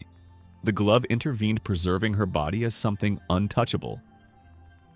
The fragrance made the barrier even stronger, turning each handshake or kiss into a moment of reverence rather than intimacy. The glove told courtiers what to think, that the queen was pure, distant, elevated. The rituals of glove-making were elaborate. Craftsmen in Spain, France, and Italy were famous for producing perfumed gloves using oils imported from across the Mediterranean. They would soak the leather in rose water or infuse it with ambergris before sewing, ensuring the scent lingered long after delivery. When such gloves reached England, they were treasures. Elizabeth possessed many pairs, each carrying its own story of trade and wealth. To wear them was to display not only elegance but connection to the wider world. Attendants managed them carefully. Gloves were stored in sachets filled with herbs, refreshed with drops of oil when the fragrance began to fade. They were presented to the queen in careful sequence, chosen to match the mood of the day or the formality of the event. A banquet might call for cloves and cinnamon strong enough to dominate the heavy air. A private audience might favor lavender calmer and more intimate. The gloves were not simply clothing, they were instruments of message. To courtiers, the gloves became objects of fascination. A kiss upon them was a gesture of loyalty, but also of submission. The scent that clung to their lips afterward was a reminder of the moment, a trace of the queen carried away like a blessing. Some whispered that Elizabeth could use her gloves like spells, sending men away, days their heads filled with fragrance, and their loyalty reinforced.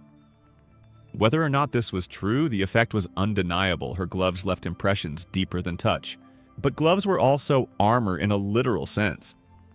They protected the queen from the contact of others, from the sweat of a palm or the dampness of breath. In a court where disease was poorly understood and foul air was feared, such barriers mattered. A glove steeped in vinegar or rose oil was thought not only to mask odor, but to ward off illness. To wear them was to shield herself, to place a scented wall between her flesh and the dangers of proximity. The symbolism ran deeper still. In portraits, Elizabeth is often shown with gloves in hand, sometimes pulling one on, sometimes holding it loosely. These images reinforced the idea that her hands, like her face, were never entirely bare. They were mediated by artifice hidden behind layers of leather and scent. Even her gestures were staged. To remove a glove was to suggest intimacy, something rarely granted. To present one as a gift was to bestow extraordinary favor. Yet for all their refinement, the gloves were not immune to the realities of the palace. They absorbed the smoke of candles, the odors of banquets, the dampness of stone halls. They had to be refreshed constantly, perfumed again and again, until the leather seemed less like skin and more like a sponge for oils. Over time, the gloves themselves became records of the court, carrying layers of fragrance that spoke of years of ritual. The courtiers imitated her, of course. Soon, gloves perfumed with musk or clove became common among those who could afford them. Men wore them to counsel women to dances, each pair a signal of refinement. But none matched the queen's. Her gloves were soaked, more richly perfumed, more carefully guarded, more jealously.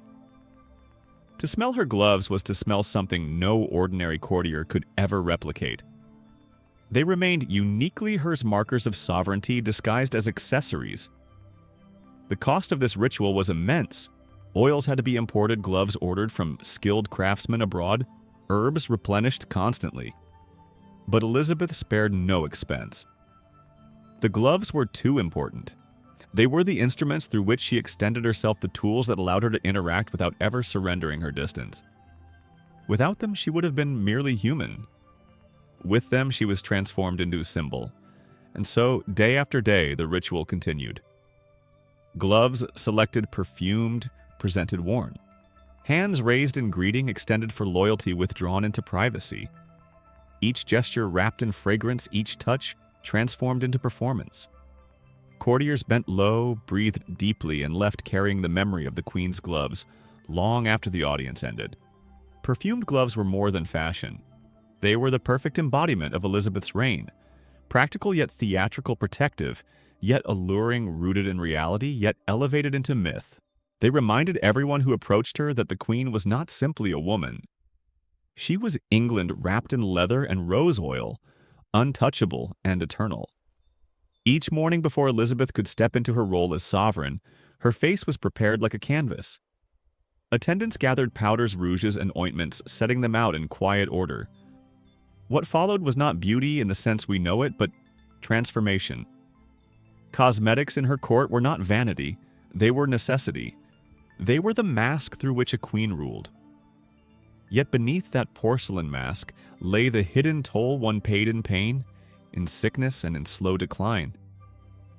The base of the transformation was white lead mixed with vinegar known as Venetian ceruse. This thick paste promised an unblemished complexion, pale and smooth, free from the marks of illness or labor. To the court, whiteness meant virtue, purity, superiority over those who toiled beneath the sun. Each morning the paste was spread across her skin, hiding freckle scars and the lingering effects of smallpox. Under candlelight, it gleamed with a porcelain glow, but up close it cracked, and beneath the cracks it poisoned. Lead seeped into the skin, absorbed silently day after day. Over time, it weakened the body, causing tremors, headaches, and a fatigue that no perfume could mask. The more Elizabeth used, the more her body suffered, yet she could not stop. The mask had become part of the queen herself. To appear without it would have been unthinkable. The illusion of purity mattered more than the health that lay beneath. Rouge came next, but not the gentle blush of modern powders. Elizabeth's attendants used cinnabar or vermilion pigments that owed their radiance to mercury. Applied to cheeks and lips, they gave her a flush of vitality, a glow that suggested energy even when illness gnawed at her. But mercury, like lead, was cruel. It damaged nerves, disturbed sleep, and deepened the tremors already set in motion. The same powders that made her radiant also ensured she would never truly rest. Her eyebrows, once naturally shaped, were thinned and darkened with soot or dyed materials. In portraits, they appeared elegant, carefully arched above eyes that watched a kingdom. In reality, the effect was harsher, almost unnatural, but no one dared comment. Power did not need to be beautiful. It needed only to be unquestioned. Even a smudge of soot could be reinterpreted as fashion when worn by a queen. Cosmetics did not end with face and brows. Pearls were ground into fine dust and applied beneath the eyes, a pale powder meant to brighten and hide dark circles. It sparkled faintly in candlelight, softening the appearance of fatigue. Yet it clogged the skin, suffocating it further beneath the layers of lead and mercury. The queen's face became a battlefield of powders, each one concealing a truth while carving new wounds in silence. Lighting was her ally. Elizabeth was never seen under the glare of the midday sun. Audiences were held in rooms filtered by drapes, softened by candles. Shadows blurred the cracks in her painted mask, turning flaws into mystery. Even mirrors were carefully placed, reflecting her only at forgiving angles. In such conditions, the mask held. Courtiers saw porcelain, not poison. They saw radiance, not ruin. But the hidden toll remained. Beneath the powders, her skin aged, rapidly pocked from disease scarred by years of heavy cosmetics. Her teeth decayed, her hair thinned, and her body trembled from the toxins it absorbed. She wore wigs to cover what time had taken, painted lips to hide what illness revealed. To the public, she was eternal. In private, she was a woman paying dearly for her illusion. The court knew, at least in whispers. Ladies in waiting saw the scars when the paint was removed at night.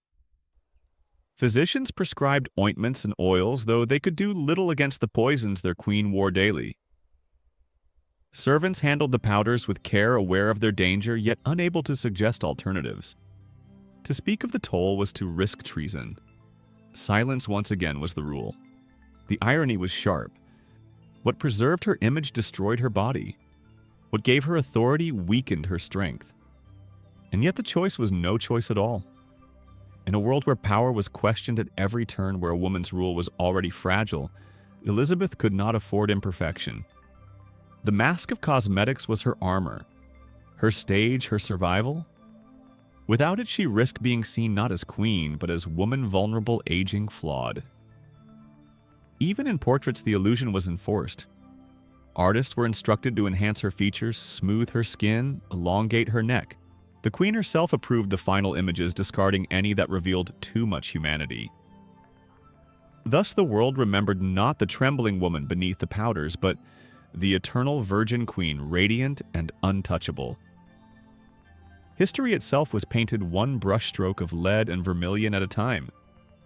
The hidden toll did not vanish with death.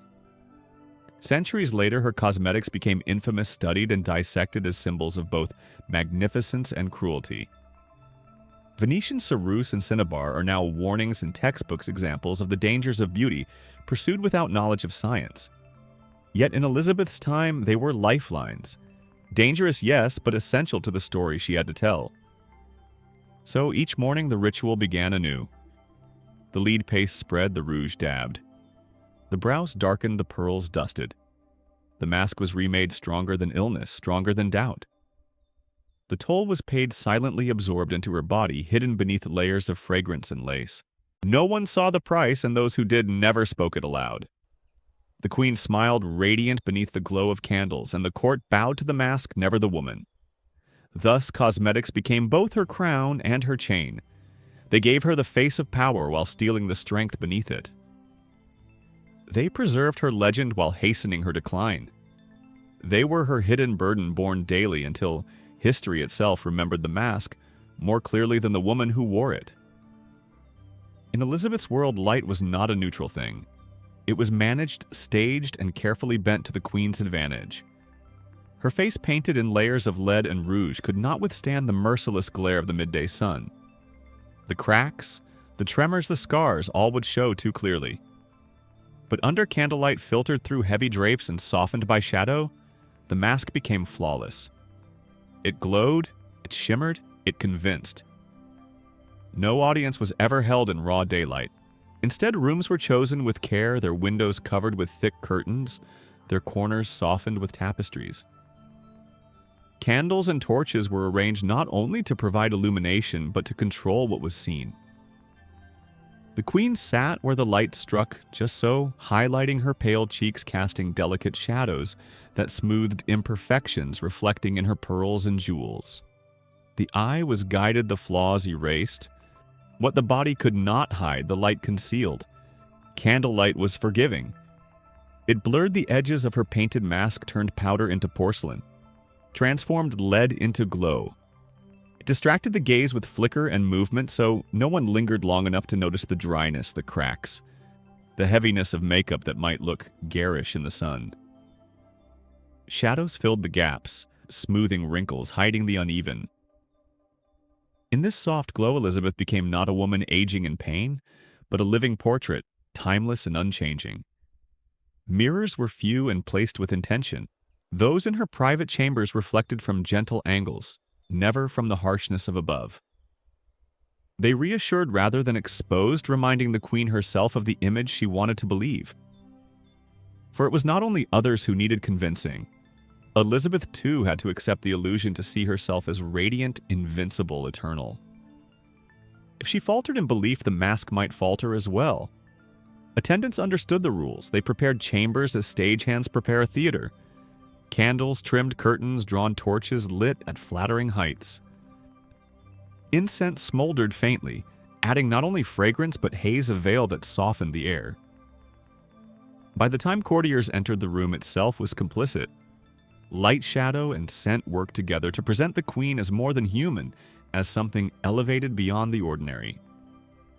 The effect was powerful. Courtiers spoke of her glow, of her radiance, of the way she seemed untouchable in her white gowns. Ambassadors reported audiences where her presence dazzled, even as they stood in rooms heavy with smoke and perfume. They remembered the shimmer, not the cracks, the brilliance, not the fatigue. Candlelight had rewritten the truth, leaving behind only the story Elizabeth wanted told. And yet beneath the glow, the reality remained.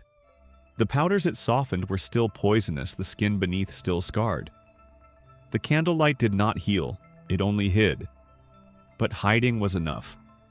In a world where power was fragile and appearance meant survival, illusion mattered more than truth. The queen did not need to be flawless. She needed only to appear so long enough for each audience to pass each impression to be secured.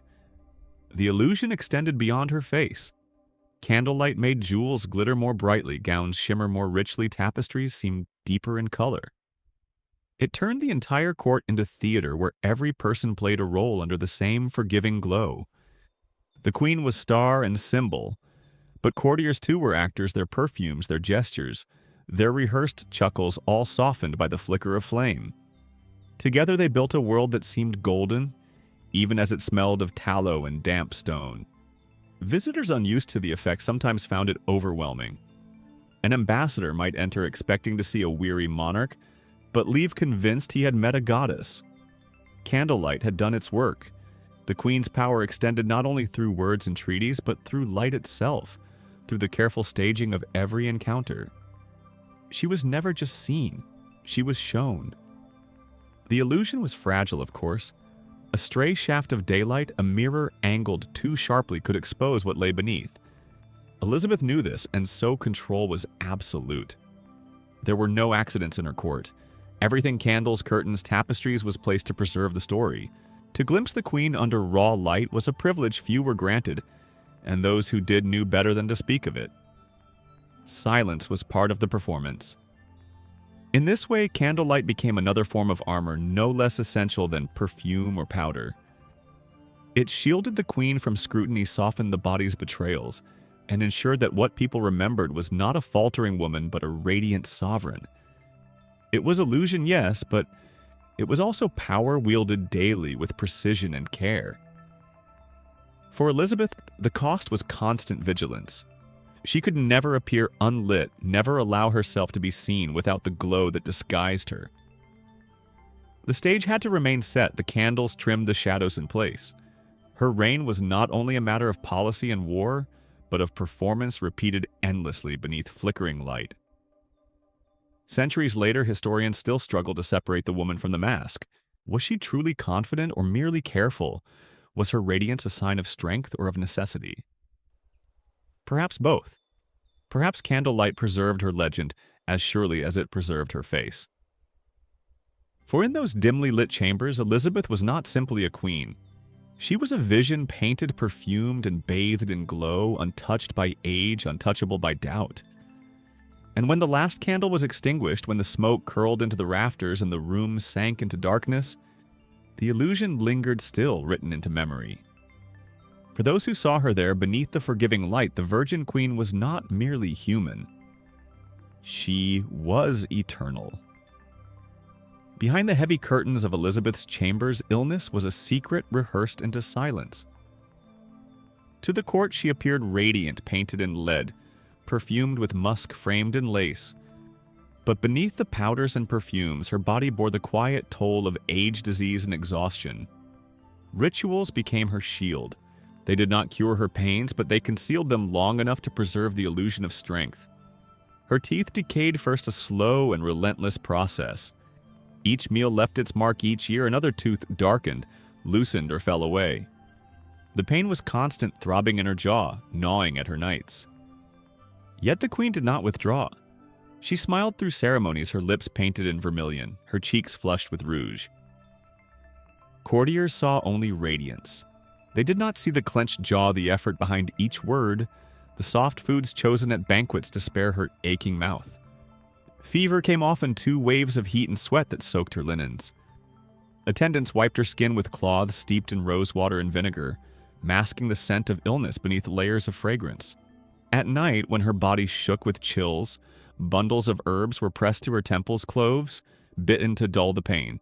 These remedies rarely cured, but they soothed, and more importantly, they allowed her to believe she could endure until morning. Each morning, the rituals began again. Powder to hide pallor, rouge to disguise fatigue, perfume to mask the odor of fever, gowns stiff with embroidery and pearls to frame her as immortal. Even when she could barely rise, attendants laced her into corsets and set ruffs around her neck. To falter in the routine was to falter in her image, and faltering was a risk she could not take. A queen who limped, who sweated, who showed weakness, was a queen whose authority could unravel. Her physicians offered little real relief.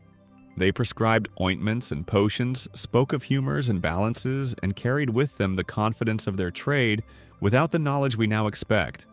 Oils were rubbed into her skin, powders stirred into her wine, opiates offered in small doses to dull the pain. These were gestures as much as cures, rituals that reassured more than they healed.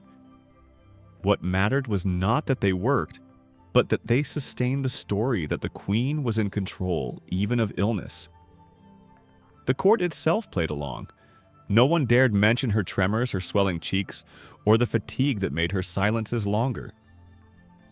Courtiers learned to bow a little lower when her energy flagged, to laugh a little louder, when her voice cracked, to pretend not to notice when she leaned slightly against a chair. They became actors in the same performance, protecting her dignity by ignoring her humanity. When illness forced her into seclusion, the palace whispered carefully. She was resting, they said. She was thoughtful. She was contemplative, never sick, never weak. Curtains closed around her chambers and inside attendants cared for her in silence, changing linens, pressing herbs to her skin, preparing spiced wine laced with opium. Outside, the story continued unchanged. The Virgin Queen was radiant, strong, eternal. Even her pain became ritualized. Toothaches were soothed with clove oil pressed to her gums, headaches with vinegar-soaked cloths, exhaustion with rose water baths for her hands and face, not to clean, but to refresh and perfume. Each symptom had its corresponding performance, each ailment its mask. In this way, illness was woven into the same fabric as ceremony. It was hidden not by denial but by repetition. The tragedy lay in the toll these rituals demanded. The very powders that disguised fatigue poisoned her slowly. The perfumes that masked fever did nothing to cool her body. The gowns that presented her as immortal weighed heavily on her aching bones. She endured not because the rituals healed her, but because they allowed her to remain queen. The price was her comfort, her health, her humanity. And still she persisted. For Elizabeth, there was no separation between body and crown. To admit pain was to admit vulnerability, and vulnerability was dangerous. So she smiled through ceremonies, danced when her joints ached, spoke when her teeth throbbed, and stood tall when fever bent her low. Illness was not denied, but it was hidden, folded into the fabric of ritual powdered, perfumed, and silenced. Centuries later, historians read the fragments of her suffering records of physicians' notes, whispers of attendants, observations of ambassadors. They pieced together the woman beneath the mask, the queen who endured decay and fever, while presenting herself as divine. Yet what remains most striking is not the pain itself, but the discipline with which she concealed it. Elizabeth did not let illness define her. She transformed it into part of the performance, a hidden weight carried beneath the visible crown. In the end, the Virgin Queen's greatest triumph was not only in surviving plots, wars, or rivalries, it was in surviving her own body's betrayals without ever letting them show. She ruled through ritual, and those rituals powder. Perfume gowns' gestures became her shield. Behind them, illness remained hidden, whispered only within curtained chambers. To the world, she was flawless. To herself, perhaps she was weary, but she never allowed the two to meet. Thus, illness in Elizabeth's court was not absence of health, but presence of performance. Every symptom had its mask, every weakness its ritual. And through those rituals, the queen endured painfully, silently, magnificently. Elizabeth did not carry her illusions alone. Around her stood an entire cast of courtiers, attendants, and advisors who knew the truth, but agreed never to speak it. Their silence was not born of ignorance. They saw the powder crack, smelled the fever beneath the rosewater, noticed the trembling of her hands. They heard her cough in private, watched her slip behind curtains when her strength faltered. Yet they did not name these things aloud. Silence was their loyalty. Complicity was their duty. Every courtier understood the stakes. To mention the queen's fragility was to risk more than offense. It was to risk unraveling the image that held the court together. Elizabeth was not merely a ruler. She was the stage itself, the symbol upon which all else depended. If the illusion cracked, the power of the crown cracked with it. And so the courtiers became guardians of the story, rehearsing lines of praise, offering compliments instead of questions, shaping their own behavior to protect the queen's image. This pack stretched from the highest lords to the humblest maids. A lady in waiting who saw powder flake from Elizabeth's cheek would dab discreetly, saying nothing. A physician who knew that ointment soothed little more than pride prescribed them anyway, offering comfort in silence. Servants who carried linen soaked in sweat whispered no gossip, for fear that a rumor might undo the queen. Each role, small or large, became part of the greater performance. The court developed its own etiquette of silence. A falter in her step became a quirk of the floor. A hesitation in her speech became thoughtful pause. A feverish flush was interpreted as strength, as passion, as divine fire. Courtiers learned to translate weakness into dignity, to transform the ordinary signs of illness into symbols of majesty. It was not deception in the malicious sense. It was survival shared by all who depended on the crown's stability. The portraits reinforced this complicity. Artists smoothed wrinkles, brightened eyes, lengthened necks. Elizabeth herself demanded such changes, discarding canvases that showed too much humanity. But painters were not the only ones complicit. Courtiers who viewed these images pretended not to notice the difference between canvas and reality. They bowed to the painted queen, then turned and bowed to the living one without allowing their expressions to betray the gap. Even foreign envoys, though they may have guessed at the truth, played along. To write home of a faltering monarch was one thing. To whisper of it in her presence was unthinkable. Better to describe her as radiant, eternal, invincible than to risk offending a queen whose wrath could shape alliances. Silence again was the safer path. Within this silence lay a strange intimacy. Courtiers shared secrets they never spoke, a knowledge that bound them together. They lived daily with the awareness that their queen was mortal, that her perfection was powder and perfume, yet they agreed to uphold the opposite. To serve Elizabeth was not simply to attend her. It was to protect the illusion that she was more than human. At times this complicity bordered on absurdity. A courtier might compliment the glow of her skin, even as he saw the cracks in her makeup. A maid might call her radiant, even as she wiped away the sweat of fever. They laughed at her wit when her voice trembled, bowed lower when her posture sagged, clapped harder when she appeared weary. The performance required exaggeration, and exaggeration became habit. But beneath the theater was fear. Fear that if they spoke the truth, if they acknowledged weakness, the queen's enemies might seize upon it. Fear that open recognition of her mortality might destabilize the realm. Fear, too, for themselves, for a courtier who embarrassed the queen could find himself dismissed, disgraced, or worse. Silence was safer than honesty. Compliments were safer than candor. Elizabeth herself demanded this complicity. She rewarded those who praised, punished those who questioned. She made it clear that her image mattered more than her comfort, that the illusion was sacred. To break the silence was not only to betray the queen, it was to betray the kingdom. And so, even in her most vulnerable moments, she was surrounded not by truth, but by performance. The irony is that everyone knew. No one was truly fooled. They saw the signs, felt the weight of the silence. But the court preferred illusion to reality, for reality was dangerous and illusion was safe. In protecting the queen's image, they protected themselves, their power, their stability. It was a bargain made daily: ignore the truth, preserve the throne. This pact of silence has left its mark on history. Records of her illnesses are scarce, her weaknesses hidden by centuries of complicity. We know fragments, whispers, hints from foreign observers, but little from those closest to her. They kept her secret so well that even now historians struggle to separate fact from performance. The silence that guarded Elizabeth in life still shadows her in memory. Yet perhaps that was the point. She was never meant to be remembered as frail, as weary as human. She was meant to be remembered as the Virgin Queen, radiant and eternal. And for that memory to survive, her court gave its silence willingly. They clapped when she faltered, bowed when she trembled, smiled when she sweated. They pretended until pretending became truth. In this complicity lies a strange kind of loyalty. It was not the loyalty of honesty nor of open devotion. It was the loyalty of performance, of shared illusion. And though it may seem hollow now, in its time it was powerful. It allowed a queen to reign long after her body grew tired, long after illness gnawed at her strength. It allowed Elizabeth to remain untouchable, not because she was, but because her court agreed to pretend.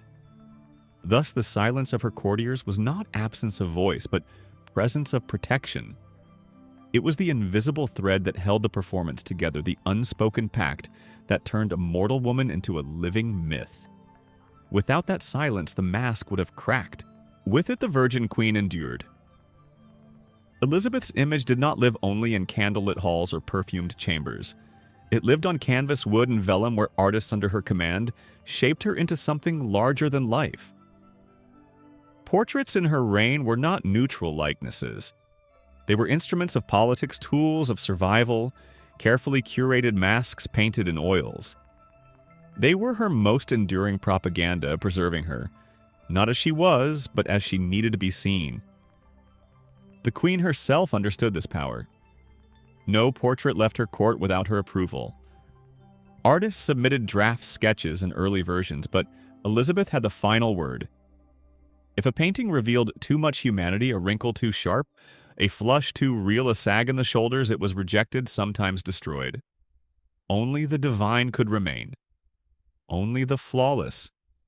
In this way, she censored her own image, shaping history's memory before history had even begun to write.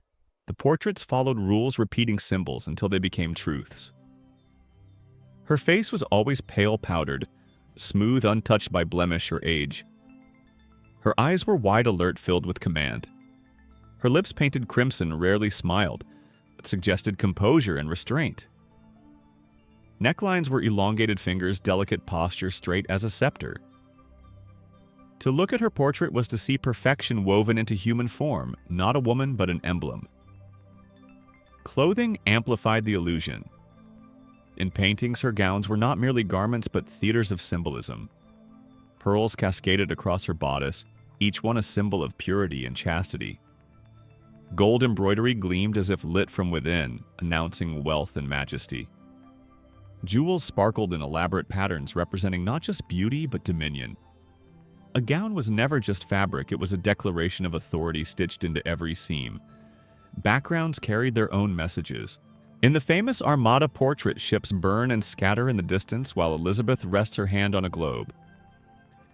Here she is not simply a queen, but the ruler of oceans, the mistress of storms. In other works, gardens bloom behind her, symbols of fertility and order, ironically chosen for a monarch who had no heirs. Portraits allowed her to rewrite contradictions, to turn absence into strength. The power of these images lay in their reach. They were copied, distributed, and hung in great halls across the realm. Nobles displayed them as proof of loyalty, while commoners saw them in churches and civic buildings. Even abroad, ambassadors carried her likeness back to their courts, where foreign kings and princes gazed upon a queen who never aged, never faltered, never weakened. Her portraits became her ambassadors, speaking for her long after she left the room. For the queen herself, they were mirrors of aspiration. In them, she saw not her aching body, her decaying teeth, her thinning hair, but the figure she wanted to project. They were her own illusions, reflected back to her affirmations that she was more than mortal, that she was legend. Perhaps they comforted her in private, assuring her that even as time passed, her image would remain untouched. The artists, of course, were complicit. They learned to smooth lines, to idealize, to obey the silent rules. A portrait that displeased the queen could end a career. One that pleased her could secure favor, patronage, or position. Thus they painted not what they saw, but what they knew was safe. The virgin queen, eternal, unblemished, sacred. It was not deception in their eyes, but duty. They painted not for truth, but for stability. Even courtiers reinforced the propaganda. They praised each new likeness, commenting on her radiance, her purity, her majesty. They ignored the gap between paint and flesh, as they ignored so many gaps in daily life. The silence of the court extended to the canvas. A painting that showed too much reality would not be mentioned. A painting that flattered became a subject of reverence. The result was a paradox. The queen who demanded portraits so carefully managed became one of the most visually remembered monarchs in history. Yet the woman herself, the weary body beneath the powders, remains hidden. Historians see her mostly through the lens she crafted, a gallery of illusions, preserved in gilt frames. Her propaganda succeeded so thoroughly that even centuries later, it is difficult to separate Elizabeth the woman from Elizabeth the myth. And yet the propaganda was not empty. It worked. It stabilized her reign, reassured her people, and intimidated her enemies. To see her portraits was to see a queen who never faltered, who embodied purity, majesty, and control. In a time when women's authority was constantly questioned, when foreign powers waited eagerly for weakness, such images mattered more than truth. They were shields as strong as armies, weapons as sharp as swords. Still, the cost was real. Elizabeth became prisoner to her portraits, forced to maintain in life the perfection they displayed in paint. Each morning she painted her face to match her likenesses. Each evening she endured the weight of gowns that mirrored her portraits. To deviate from the image was to risk being seen as false, even though the portraits themselves were the greater falsehood. In this way, propaganda shaped not only history's memory, but the Queen's daily existence. Centuries later, we study these portraits with fascination, tracing their details, interpreting their symbols, analyzing their power. We admire their artistry while recognizing their artifice. They are windows, but not into Elizabeth's true self. They are windows into her performance, her stage, her legend. And perhaps that is exactly what she intended. She did not want to be remembered as flesh. She wanted to be remembered as image. Thus, her portraits became more than art. They became policy. They became history. They ensured that Elizabeth, even as her body weakened, would remain untouchable in memory. They were her greatest propaganda painted in oils but written into eternity. To live at Elizabeth's court was to live within a theater where every hour followed a script and every gesture carried meaning. For the Queen, these rituals were both armor and chain. They gave her power, presenting her as divine and untouchable. But they also weighed on her body and spirit, demanding more than even a monarch could comfortably bear. The pageantry that dazzled her courtiers often left her exhausted, though none dared admit it. Her mornings began long before the first audience was admitted. Attendants moved silently through her chambers, preparing powders, perfumes, and gowns. Elizabeth sat while layer after layer of lead paste and rouge was applied to each stroke, erasing her humanity and replacing it with the mask of sovereignty. Hours passed before she could rise stiff beneath corsets, heavy beneath pearls, transformed into the Virgin Queen. What appeared effortless to her court was in truth a daily labor of endurance. The rituals continued through the day. Every meal was staged, not simply eaten. Banquets glittered with silver tapestries and music. But Elizabeth's role was not to dine, it was to be seen. She lifted goblets with grace even when her teeth throbbed. She touched morsels of food she could scarcely chew. The courtiers around her watched for signs of weakness but saw only composure. The ritual of feasting preserved her image even when it denied her comfort. Audiences followed. Ambassadors and nobles bowed low, inhaling her perfume before daring to speak. The rooms were arranged like stages with the Queen seated at the center, her attendants framing her like living curtains. Each gesture, each pause, each tilt of her head was part of the ritual. Even silence became performance, interpreted as wisdom, caution, or command.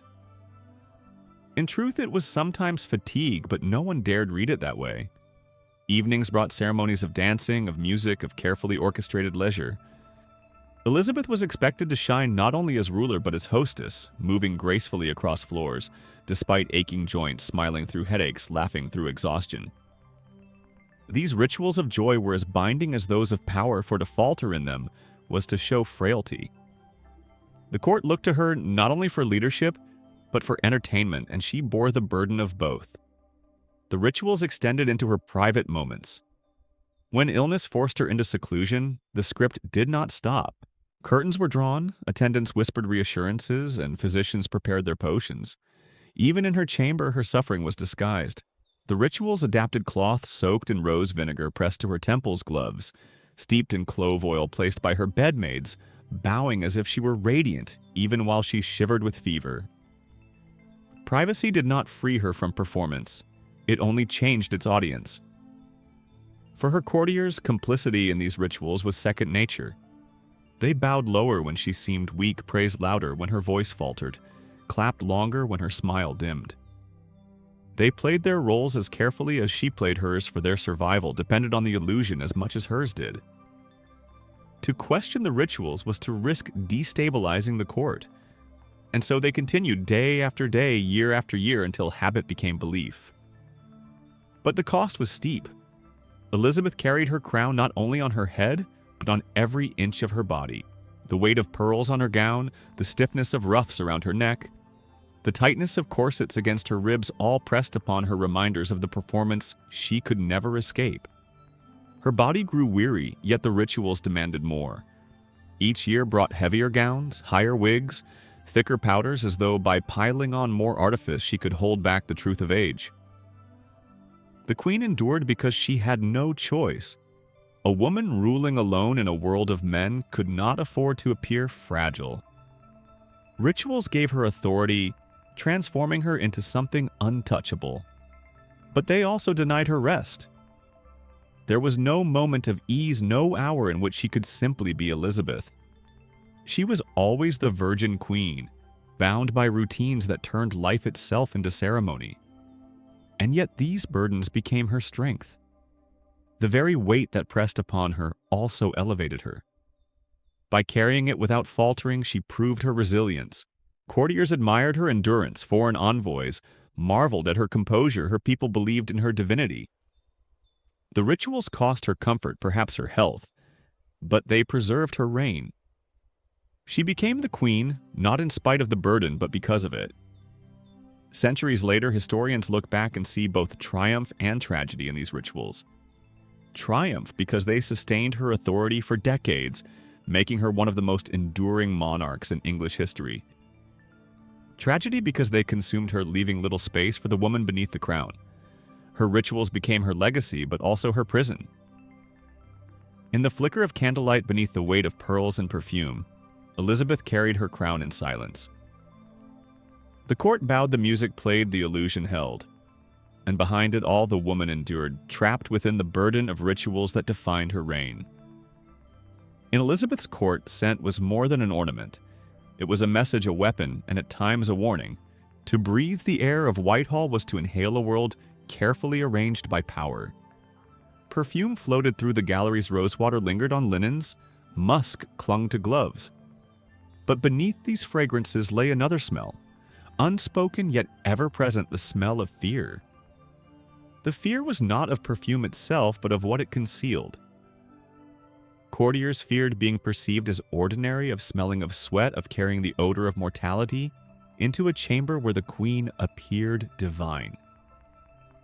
To reek of the body was to risk exclusion, even disgrace. And so they doused themselves in oil-stuffed sachets into sleeves, sprinkled rosewater on floors. They disguised their humanity with fragrance because, in Elizabeth's world, to smell too human was to seem too weak. The queen's scent set the tone. She entered rooms trailing roses, musk, and cloves, a cloud that announced not only her presence but her authority. The fragrance proclaimed her untouchable, masking illness, fatigue, or decay. It said, "Here is not a woman, but a symbol." Courtiers breathed it in and believed, or at least pretended to believe. They bowed to the fragrance as much as to the crown, yet the very strength of this scent inspired unease. If the queen smelled so perfect, what did that mean for those who did not? Courtiers feared the comparisons, the whispered judgments, the risk of standing too near without sufficient fragrance of their own. To smell plain was to risk being plain. To carry the odor of sweat was to invite ridicule. Fear drove them to imitate her, to coat themselves in musk and lavender, even when the cost was high and the effect overwhelming.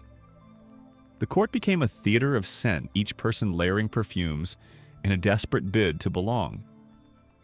The air grew thick, sometimes suffocating, with competing fragrances: spice, floral, musk, citrus.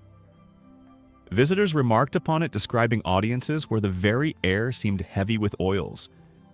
Yet for those within the court, this heaviness was security. Better to drown in perfume than to risk the shame of smelling otherwise. But the fear went deeper still. It was not only fear of judgment, but fear of exposure.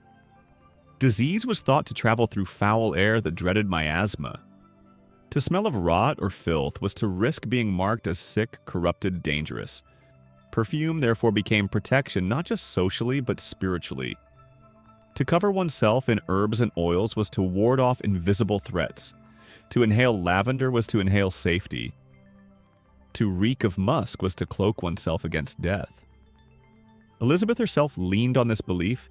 Her perfumed gloves, her vinegar rinses, her sachets of herbs were not only tools of performance, but talismans of survival.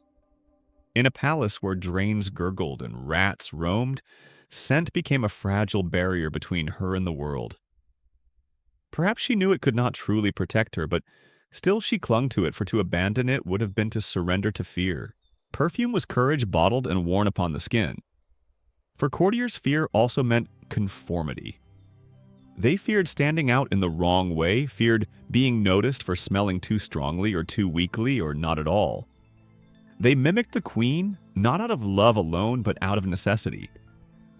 To smell as she did was to signal loyalty, to align oneself with power. To fail was to risk falling out of favor, to risk becoming the subject of whispers. The irony was sharp. In seeking to mask fear with fragrance, they only revealed it more clearly. The heavier the perfumes, the more obvious the anxiety beneath them. The court smelled of roses and musk, yes, but also of insecurity, of ambition, of people terrified of being seen for what they were, mere mortals. The scent of power was inseparable from the scent of fear. Visitors noticed this too. Some envoys described the court as dazzling, radiant, fragrant beyond compare. Others hinted at its absurdity, the way courtiers drowned themselves in oils until the air grew oppressive. One even told of a young lord who fainted at a banquet from the sheer weight of musk upon his clothes. Yet even this was not mocked too openly. Better to laugh at excess than to risk questioning the system itself. Elizabeth, of course, encouraged this balance of power and fear. She understood that scent could command as surely as words. Her fragrance was always richer, always more carefully crafted, always impossible to rival. It set her apart, making clear that she stood above all others. Courtiers could imitate, but they could never match. In their fear of failing, they reinforced her authority. The smell of power, then, was never simple. It was roses masking sweat musk, hiding decay, clove disguising fever. It was fear wrapped in fragrance, authority wrapped in illusion. It was a court that breathed not truth, but performance. Each inhale a reminder that survival depended on never smelling too real.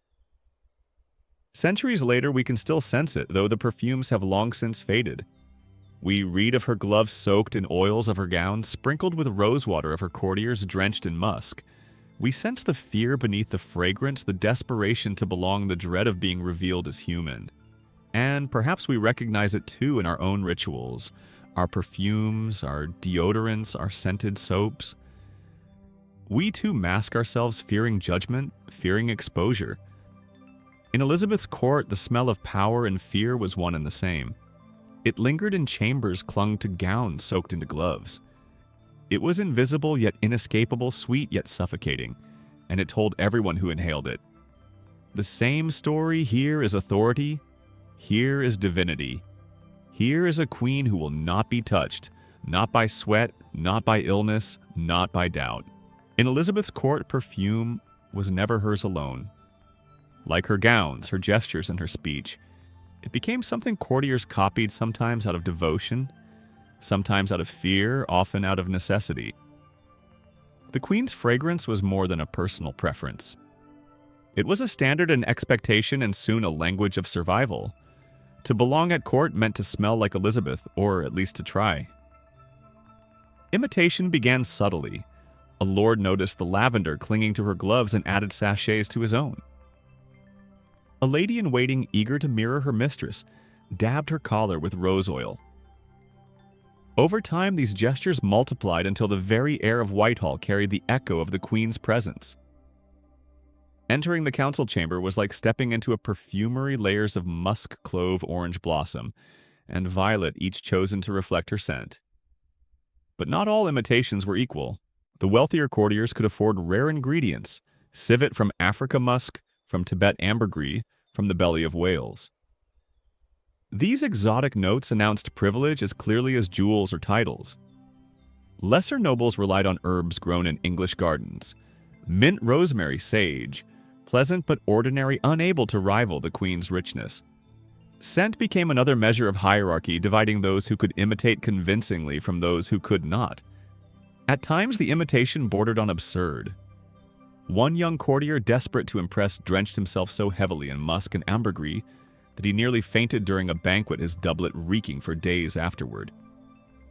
Another in his zeal came too close to a candle and the oils in his sleeves caught fire.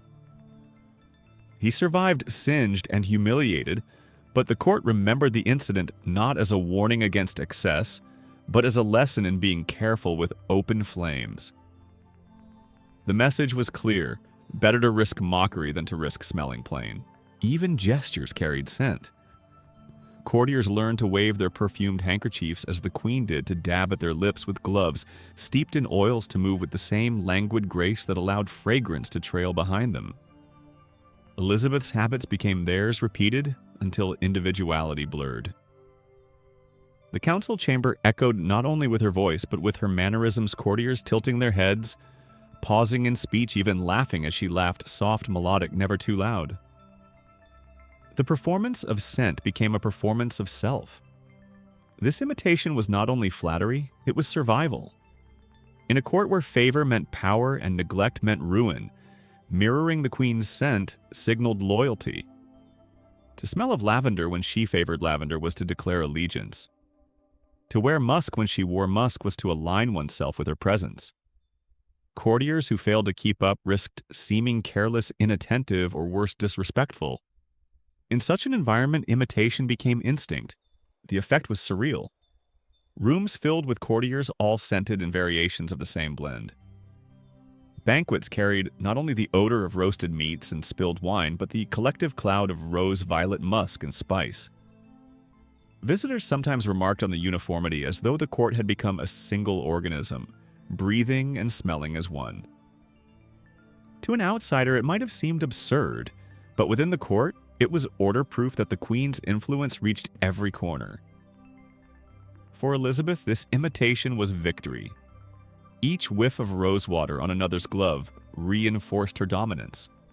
Each echo of her fragrance in a crowded hall reminded all that she was the model to follow. The courtiers did not simply obey her laws. They embodied her presence, turning themselves into reflections of the queen. In a world where power was fragile, this was one of her greatest strengths. And yet, beneath the sweetness, there lingered fear. Courtiers knew they were not truly replicating her. Their perfumes were weaker, their gestures less refined, their imitations always a step behind.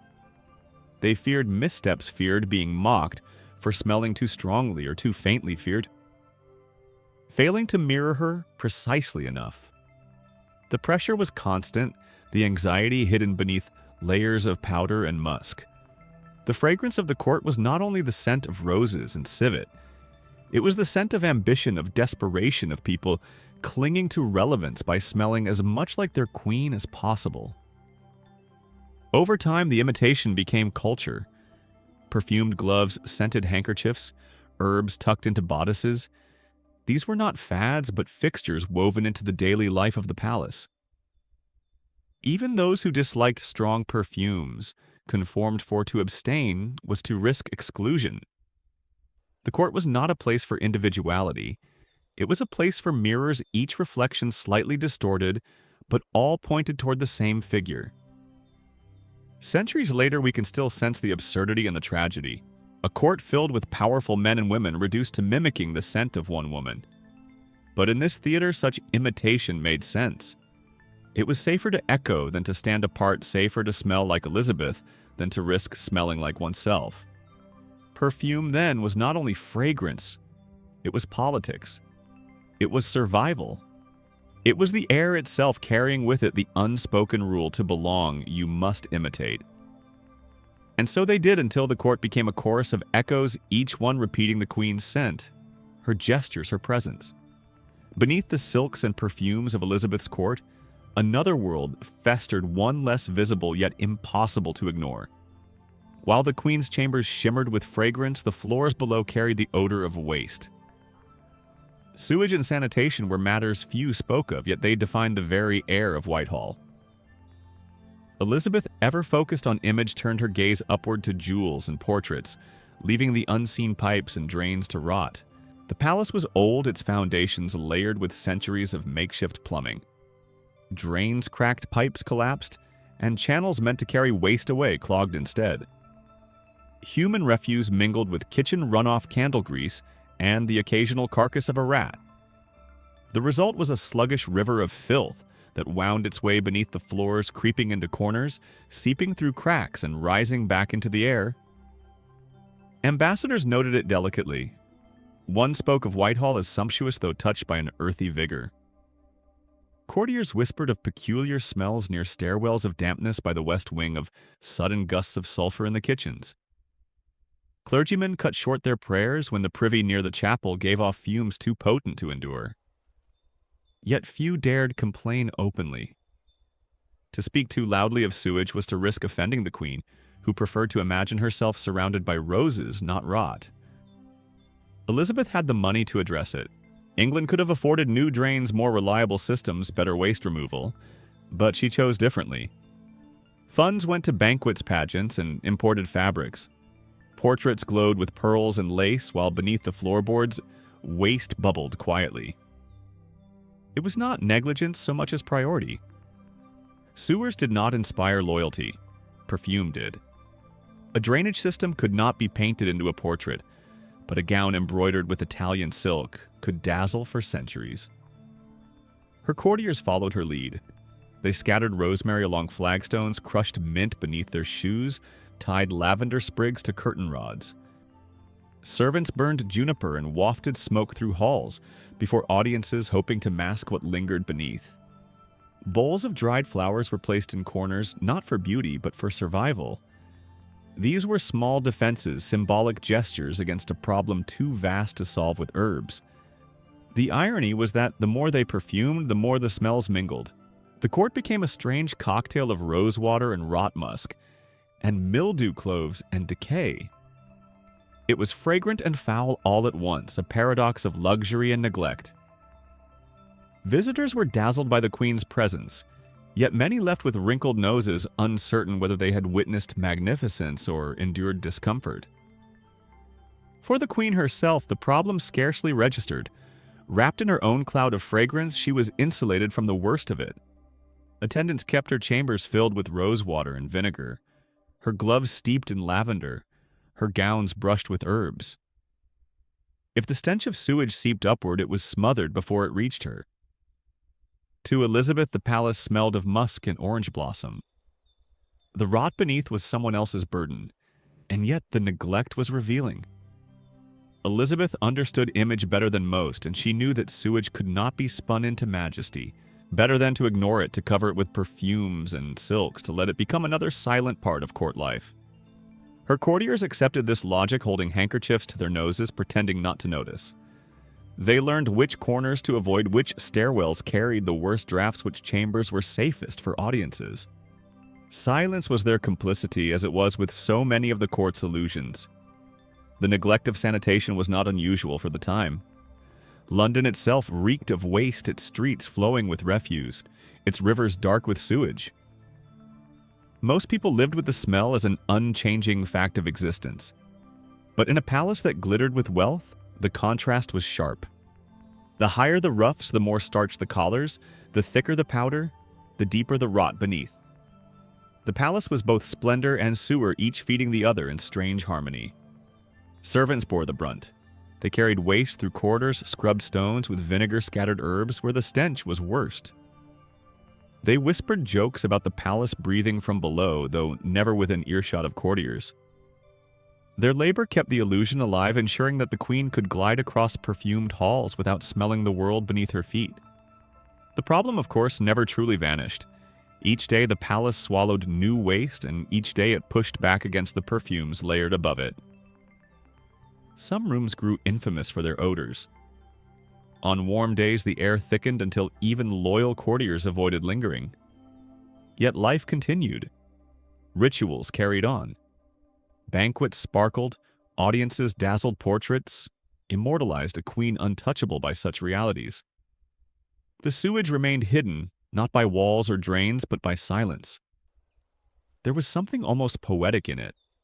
A palace built on pageantry and music, gilded ceilings above gurgling filth below, the image of purity above the reality of decay beneath. And Elizabeth, caught between, chose always to look upward, never down. She wanted poetry, not plumbing, roses, not refuse. And so the palace endured fragrant on the surface, fetid, underneath a perfect symbol of her reign. Centuries later, historians can still sense the paradox. They read of perfumes, powders, and ceremonies, but also of the unspoken background, the smells, the waste, the drains left unrepaired. They see a court that chose beauty over utility, illusion over comfort, performance over practicality. It was not simply neglect, it was policy. Elizabeth understood that her power lay not in fixing sewers, but in shaping symbols. And so she ignored the stench that crept beneath her chambers, trusting that perfumes would hold it at bay, that silence would preserve the illusion, that history would remember the roses and forget the rot. And in a way, she was right. For when we picture Elizabeth's court today, we recall pearls, perfumes, and portraits. The sewage, though real, slips quietly into the background, as it did then. The illusion remains stronger than the smell.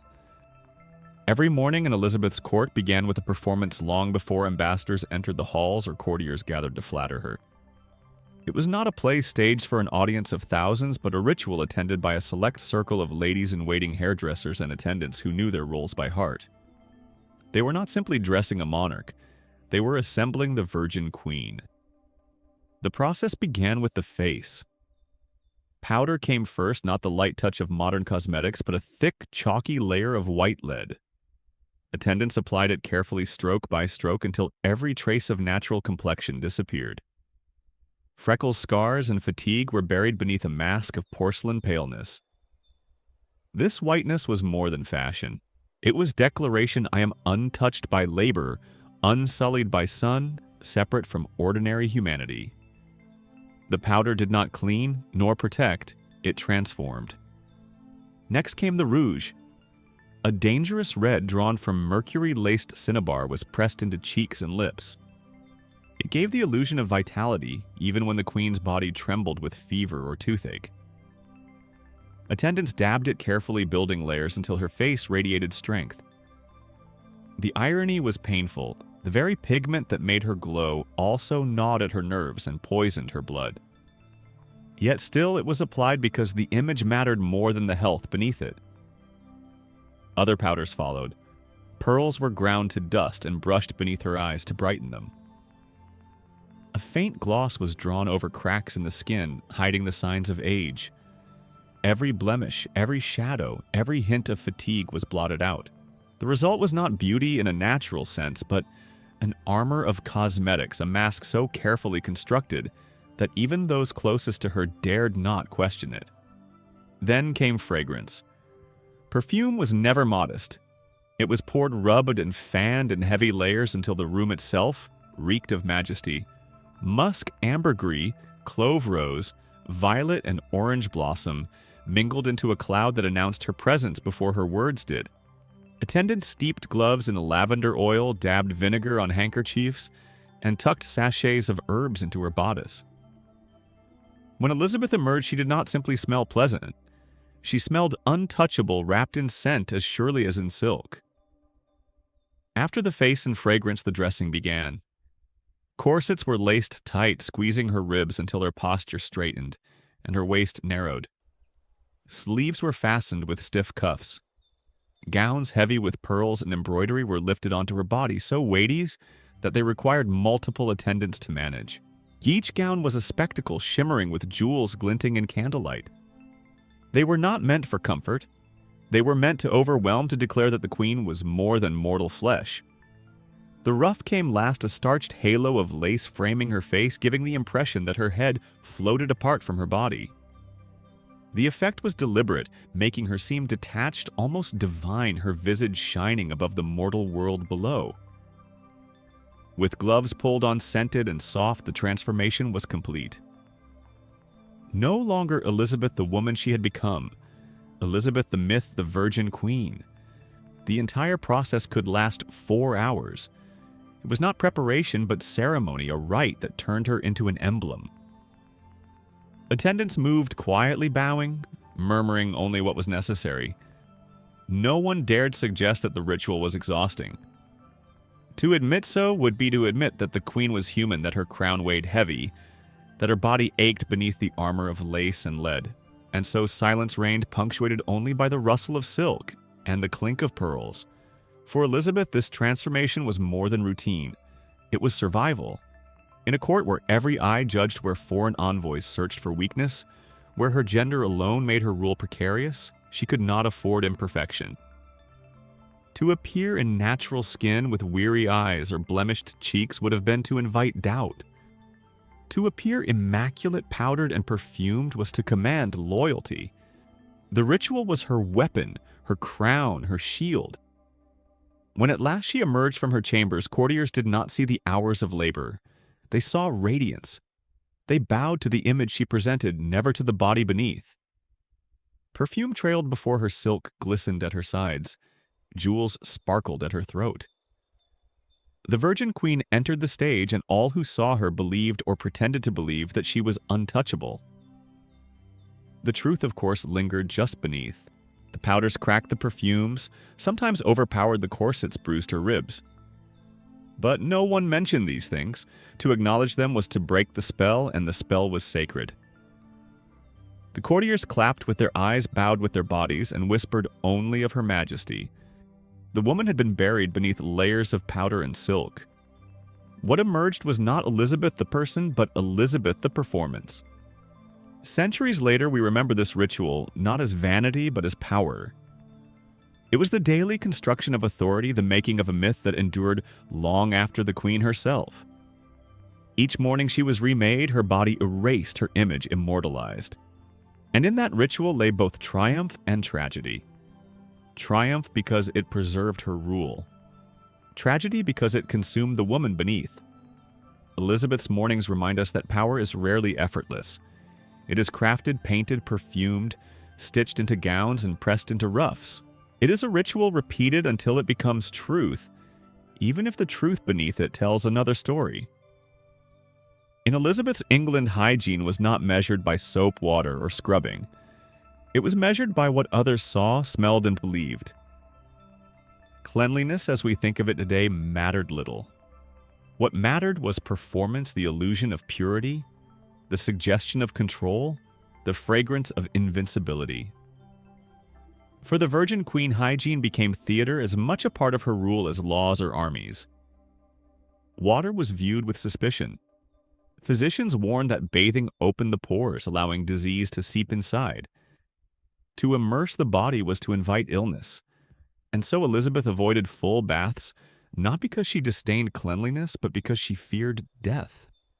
Instead, attendants wiped her hands and face with cloths soaked in vinegar or rose water. The cloth did not remove dirt so much as it left behind a scent. The smell of vinegar was sharp, the smell of roses sweet together, convincing anyone nearby that purity clung to her skin. Her hair was not washed but powdered. Her gowns were not rinsed but brushed. Her wigs were never laundered, only scented with herbs and refreshed with sachets. To modern eyes, this seems strange, even appalling. But in her time, it was not neglect. It was refinement. Soap was harsh water, dangerous, scrubbing crude. Scent and powder offered a gentler, safer alternative, an illusion of cleanliness without the risks of actual washing. Gloves carried perfume stitched with lavender and cloves, steeped in oils that lingered long after the leather absorbed them. Each time the queen lifted her hand, courtiers inhaled a cloud of fragrance. They did not see the sweat beneath the glove, the human skin that labored as all skin does. They saw only refinement, smelled only roses, and imagined purity. Gloves like powder did not clean. They disguised. This logic extended to her court. Women perfumed their underarms, tucked sachets into their bodices, and dabbed herbs behind their ears. Men carried handkerchiefs steeped in vinegar, pressing them to their noses as though warding off disease. The scent itself was considered a shield proof of health and superiority. Few believed that soap and water kept sickness away, but they believed fervently that fragrance did. Elizabeth's own ritual reinforced this belief. When she appeared powdered and perfumed, courtiers followed. They copied her not only to flatter, but to survive, adopting the same routines to mask their own humanity. Soon the entire court smelled less like people and more like gardens and spice markets, though beneath it all, The odors of rot and sewage lingered. No one spoke of those smells. To mention them was to break the illusion. In this way, hygiene became performance. To wipe one's face with rose water was not to be clean, but to look and smell as though one were clean. To powder hair was not to remove sweat, but to declare oneself refined.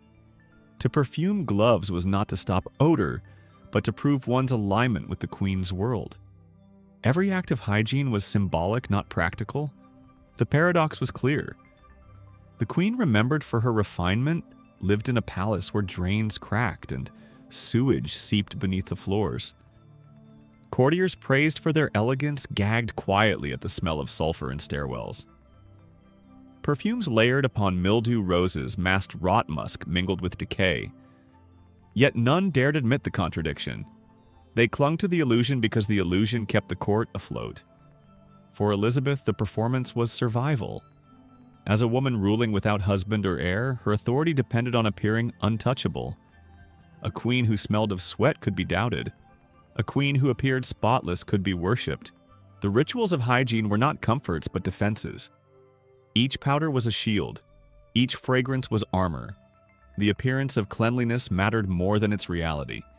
And so, day after day, she endured.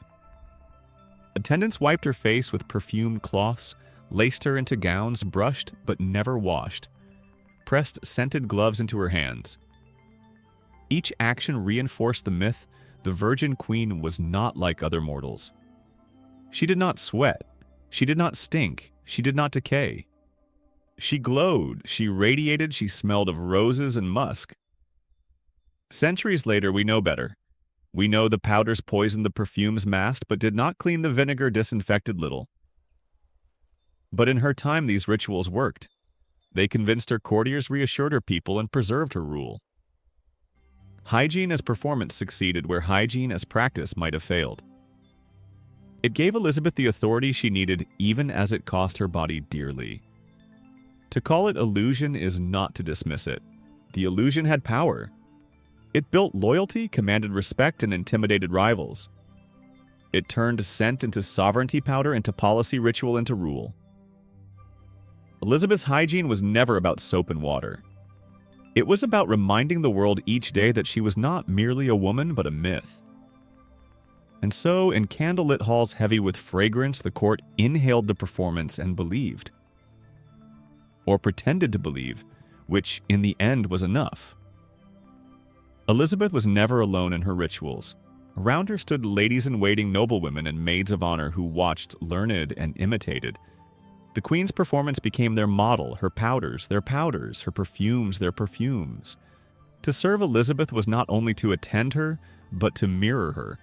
Women at court carried the burden of illusion alongside her, each one expected to shine as a reflection of the Virgin Queen. The process began each morning when they assisted in her transformation. They powdered her cheeks, tied her ruffs, laced her gowns, and adjusted her wigs. But once the Queen emerged radiant, the ladies too had to match her.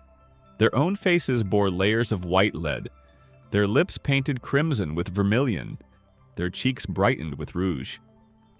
To appear beside Elizabeth without makeup would have been to betray the illusion. Every woman had to play her part, ensuring that the entire court reflected the same standard of beauty and power. Perfume clung to them as well. Sachets of herbs were tucked into bodices, scented oils brushed behind ears, lavender pressed into sleeves. When the Queen raised her perfumed glove, her ladies raised theirs. When she dabbed her lips with rose water, they did the same.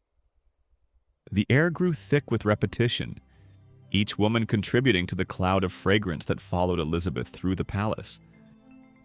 The court did not smell of individuals. It smelled of conformity, of a shared devotion to the Queen's presence. But imitation came at a cost. The same powders that cracked on Elizabeth's skin cracked on theirs. The same rouges that gave her color also poisoned their nerves. Many suffered tremors, headaches, and fatigue, yet no one dared question the practice. To abandon the ritual was to risk appearing lesser, weaker, or disloyal. So they endured smiling through discomfort, performing cleanliness and beauty even as their bodies protested. Their gowns mirrored hers as well. Wide skirts stiff with whalebone corsets that bruised ribs ruffs so tall they forced the head to tilt. Movement became restricted conversation, slowed gestures carefully choreographed. To navigate a doorway required turning sideways to sit, required delicate maneuvering. These were not clothes of comfort but of performance, designed to declare wealth and discipline. The queen's body bore the heaviest burden, but the women around her bore it too, each one trapped in the same theater of appearance. For some, imitation was ambition. To look like the queen was to bask in her favor, to align oneself with her power. A woman who mirrored Elizabeth most closely might catch her eye secure advancement or earn whispered admiration. For others, it was survival. To fall short of the queen's standard was to risk exclusion, to be marked as careless or unworthy. The court was unforgiving. One wrinkle, one stain, one trace of sweat could mean humiliation. Foreign visitors noticed this uniformity. Ambassadors described halls filled with women painted white, scented with herbs, glittering with jewels. They wrote of the dazzling spectacle, but also of its strangeness, the way individuality seemed to vanish, replaced by a collective performance. Every woman became a fragment of the queen's mirror, reflecting her image back at her. It was as though Elizabeth had multiplied herself, surrounding her body with echoes of her own presence. Yet imitation was not without tension. Some women resented the burdens, whispering of the headaches caused by perfumes, the sickness brought on by lead paint. Others struggled to keep pace with the costs, unable to afford the finest ingredients or gowns. The wealthiest displayed their devotion through extravagance, while the less fortunate patched their illusions as best they could. Still, all were judged by the same standard, the queen's. Elizabeth encouraged this mirroring consciously or not. Her authority was reinforced each time her ladies imitated her. The more they powdered, the more they perfumed, the more they erased their individuality, the stronger her own image became. She was not only the queen, she was the template. And the court, by copying her, proclaimed her supremacy daily. In portraits, too, the effect was visible. Paintings of court scenes showed ranks of women in pale faces, elaborate gowns, and towering ruffs. They seemed almost interchangeable, their identities submerged beneath the uniform of performance. Only Elizabeth stood distinct, her presence brighter, her jewels larger, her posture more commanding. The mirror magnified her even as it diminished those who reflected her. Centuries later, historians see in these women not only mimicry but complicity. They were not merely victims of ritual, but participants sustaining the illusion by embracing it. Their own ambitions, fears, and loyalties wove into the fabric of performance, making the queen's power possible. Without their mirroring, the Virgin Queen's image would have faltered. With it, she shone brighter, her myth reinforced at every glance. But there is tragedy here, too. Beneath the powder and perfume, these women had faces, voices, and lives of their own. Yet history remembers them only as extensions of Elizabeth's image, lost in the cloud of fragrance that defined her court. Their individuality was sacrificed for the sake of spectacle, their humanity silenced for the sake of illusion. And so, in the perfumed halls of Whitehall, the women of Elizabeth's court became her shadows, painted, powdered, perfumed, and perfected. Together, they upheld the myth of the Virgin Queen, not by who they were, but by how well they mirrored her.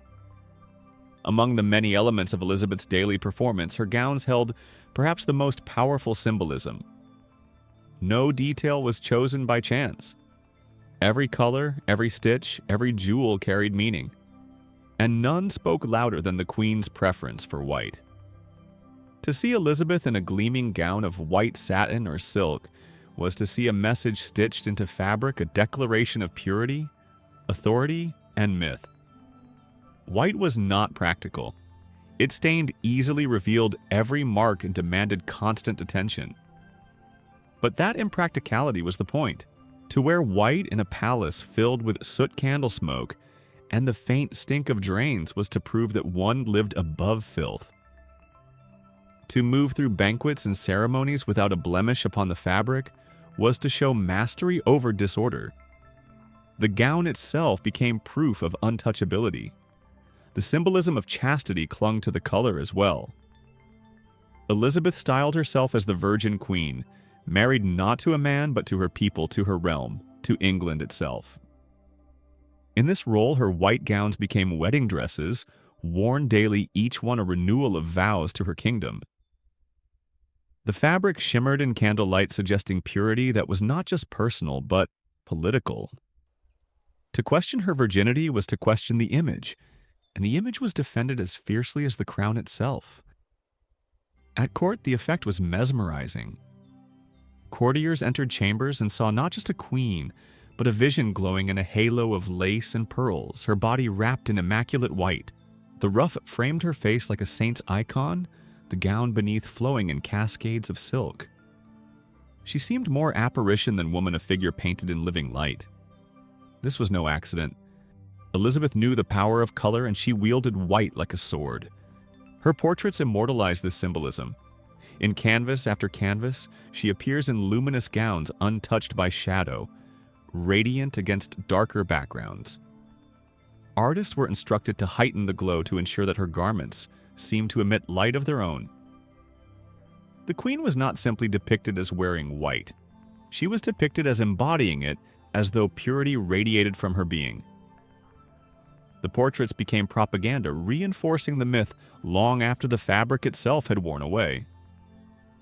The courtiers understood the message. Noble women imitated her, though none dared rival her brilliance. They wore pale silks, powdered their faces, adorned themselves with pearls. Yet Elizabeth's whiteness always outshone theirs. Her gowns were heavier with embroidery, her pearls larger, her lace finer. The comparison reminded all who saw her only the queen could embody purity so perfectly. Others could echo but never equal. But beneath the radiance lay irony. White suggested cleanliness, yet the gowns themselves were rarely washed. They were brushed, aired, and sprinkled with perfumes, but true laundering would have risked ruining the delicate fabrics. The same gowns that shone like symbols of purity often carried hidden stains, the marks of wear disguised beneath layers of powder and fragrance. Yet no one dared look too closely. To see a spot of sweat or dirt was to admit the illusion had cracks, and illusions were not meant to crack. Wearing white also meant carrying weight. These gowns were not light garments, but heavy constructions of silk, whalebone pearls, and gold thread. They could weigh dozens of pounds, pressing upon Elizabeth's body as she moved through ceremonies. To rise from a chair, to walk through a hall, to dance at a banquet, all required effort hidden beneath a smile. Yet the strain only deepened the symbolism. If she bore the burden without faltering, she proved her strength. Each gown became not only a declaration of purity, but a demonstration of endurance. Foreign visitors remarked upon the effect. Ambassadors wrote of her dazzling presence, her gowns gleaming like no other. They may have whispered privately about the impracticality, even the absurdity, but in their reports, they recorded only the image, the queen radiant in white, a figure untouchable by stain or shadow. The symbolism worked, extending her influence beyond her court to foreign lands. For Elizabeth herself, the gowns were both triumph and prison. They allowed her to craft the myth that preserved her rule, but they denied her comfort, restricted her movement, and consumed hours of preparation. She wore them not because she loved them, but because she needed them. Without the gowns, she risked being seen as merely human. With them, she became divine. Centuries later, we still picture her in white. The image has outlived the reality, becoming shorthand for her reign. The virgin queen, radiant, pure, untouchable. We rarely think of the sweat beneath the silk, the perfumes masking the fabric, the weight pressing into her bones. We remember only the glow the illusion preserved in portraits and stories. And perhaps that was her goal. She wanted to be remembered not as a woman who aged, who sweated, who faltered, but as a queen who embodied purity itself. Her gowns of white made that possible, turning fabric into symbol into myth. Myth into memory.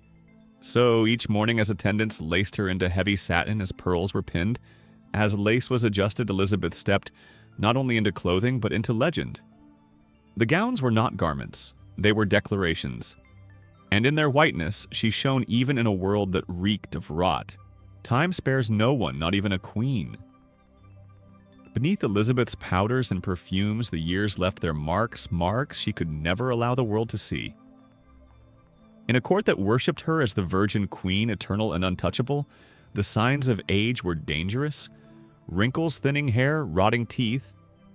These were not mere discomforts, but potential cracks in the illusion upon which her reign rested. And so concealment became her strategy. Every morning, ritual was not only preparation for power, but a battle against time.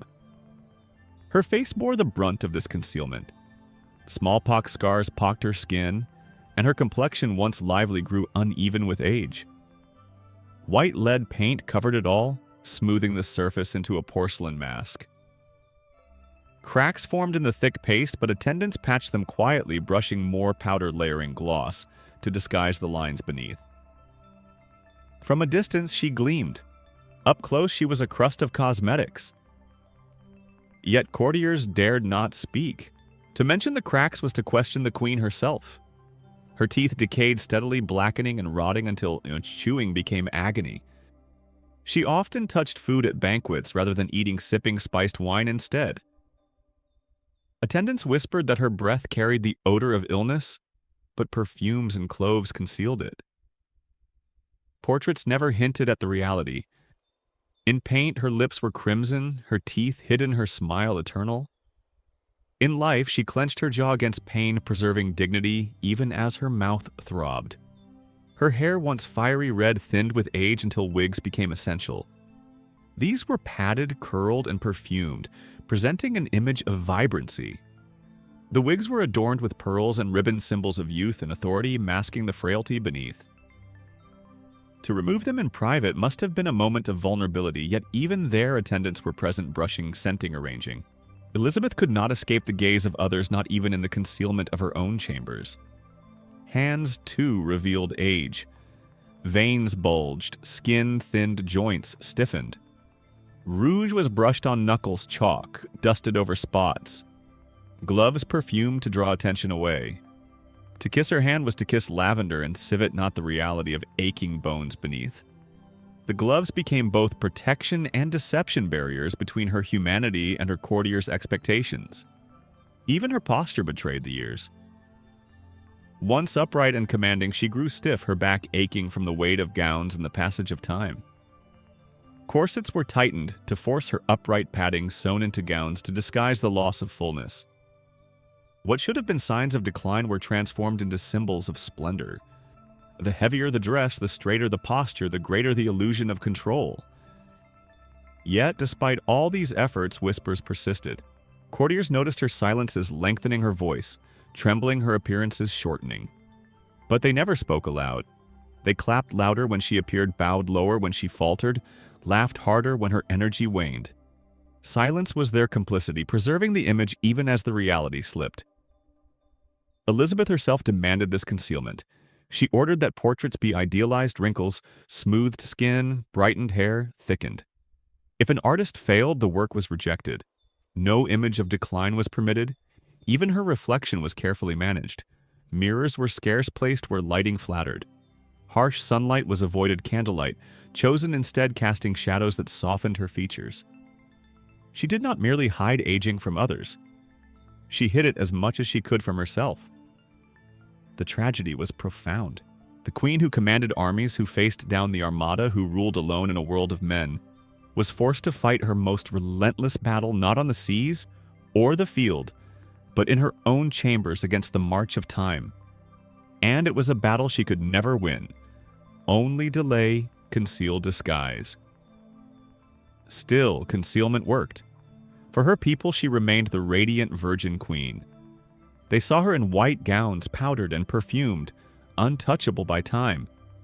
They heard stories of her brilliance, gazed upon portraits of eternal youth, whispered of her invincibility.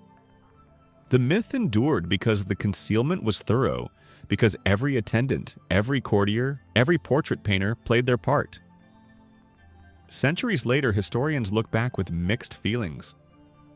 They see a woman who endured pain, who hid her decay beneath layers of powder and pearls, who sacrificed comfort for image. They also see a ruler who understood that concealment was not vanity, but necessity, In her world, to appear aged was to appear weak, and weakness invited danger. By hiding time's toll, she preserved her throne. And so Elizabeth's reign became not just a rule of politics and power, but a rule of concealment. She hid illness behind smiles, rot behind perfumes, fatigue behind powder. The myth demanded it, and she gave herself to the myth fully. In the end, she was remembered not for the body that aged and ached, but for the image she preserved, white-faced, flame-haired, eternal. Concealment of aging was not only her burden, it was her triumph. She outlasted enemies, silenced doubts, and wrote herself into history not as a woman who declined, but as a queen who never faltered. The cost was high, but the reward was immortality of image. And for Elizabeth, that was enough. Beneath the layers of silk and powder, Elizabeth lived with pain. Her public image was radiant, untouchable, and eternal, but her private reality was far more human. She suffered from decaying teeth, aching joints, restless fevers, and the relentless toll of years spent standing tall when her body begged for rest. Yet she revealed none of it. Pain to Elizabeth was not just discomfort, it was danger. To admit it was to risk unraveling the illusion upon which her rule depended. Her teeth were a constant torment. Rot spread slowly, darkening enamel, inflaming gums, making every bite a trial. Meals became ceremonies of endurance. At banquets, she touched food more than she ate it, sipping spiced wine instead. When the pain grew unbearable, she bit down on cloves, their bitter oil numbing her mouth for a time. Attendants sometimes saw her wince when chewing or pressing a hand to her jaw, but they never spoke. Silence was part of their duty as much as lacing a corset or adjusting a ruff. Headaches came often fed by the heavy wigs, the weight of crowns, the pressure of corsets. Attendants pressed scented cloths to her temples, rubbed oils into her skin, fanned herbal smoke across her chamber. These remedies rarely cured, but they soothed, or at least allowed her to believe she was soothed. Sleep was no refuge. Insomnia plagued her, worsened by fevers and the trembling effects of mercury in her rouge. Nights stretched, long broken by pacing, by whispered prayers, by servants bringing rosewater cloths to cool her skin. Joint pains stiffened her body. Years of heavy gowns and ceremonial standing left her knees swollen, her back curved. Corsets forced her upright, padding disguised frailty, but the ache never left. Even walking across her chamber could be slow, yet in public, she glided attendants supporting without seeming to touch. To stumble was unthinkable. To limp would invite whispers. So she bore the pain, her dignity stitched as tightly as the seams of her gowns. Illness visited often, though it was never named aloud. Fevers burned, chills shook her frame. Infections lingered in her mouth and bones.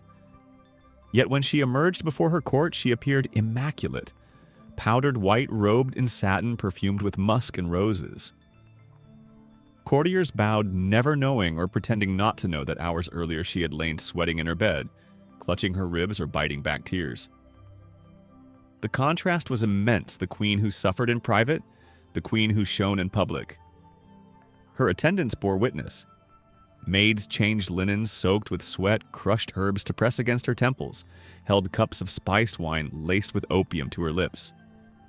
They saw her vulnerability, but they were forbidden to speak of it. To serve the queen was to protect her image even from herself.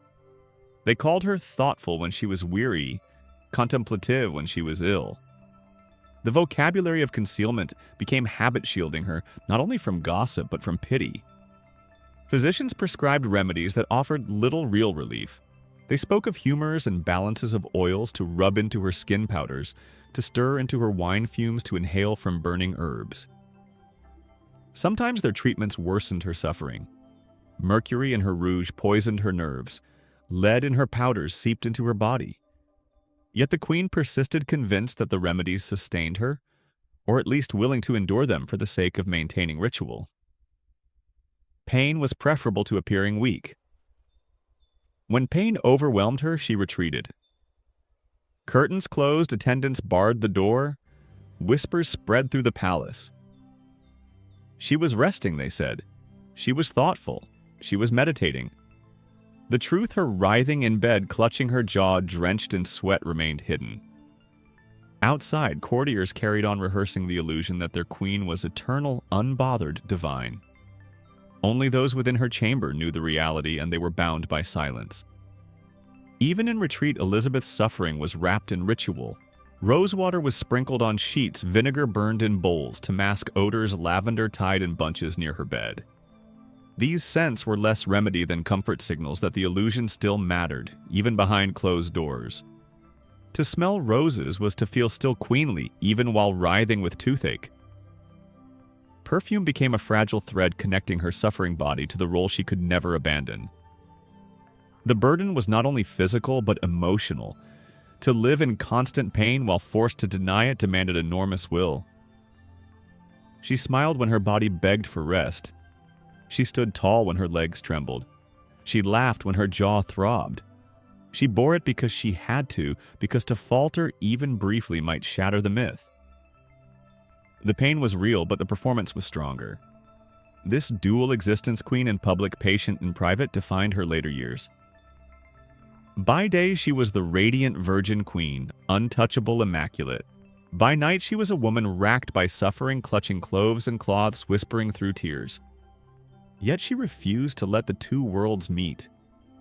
To the very end, she insisted that her pain remain hidden, her image intact.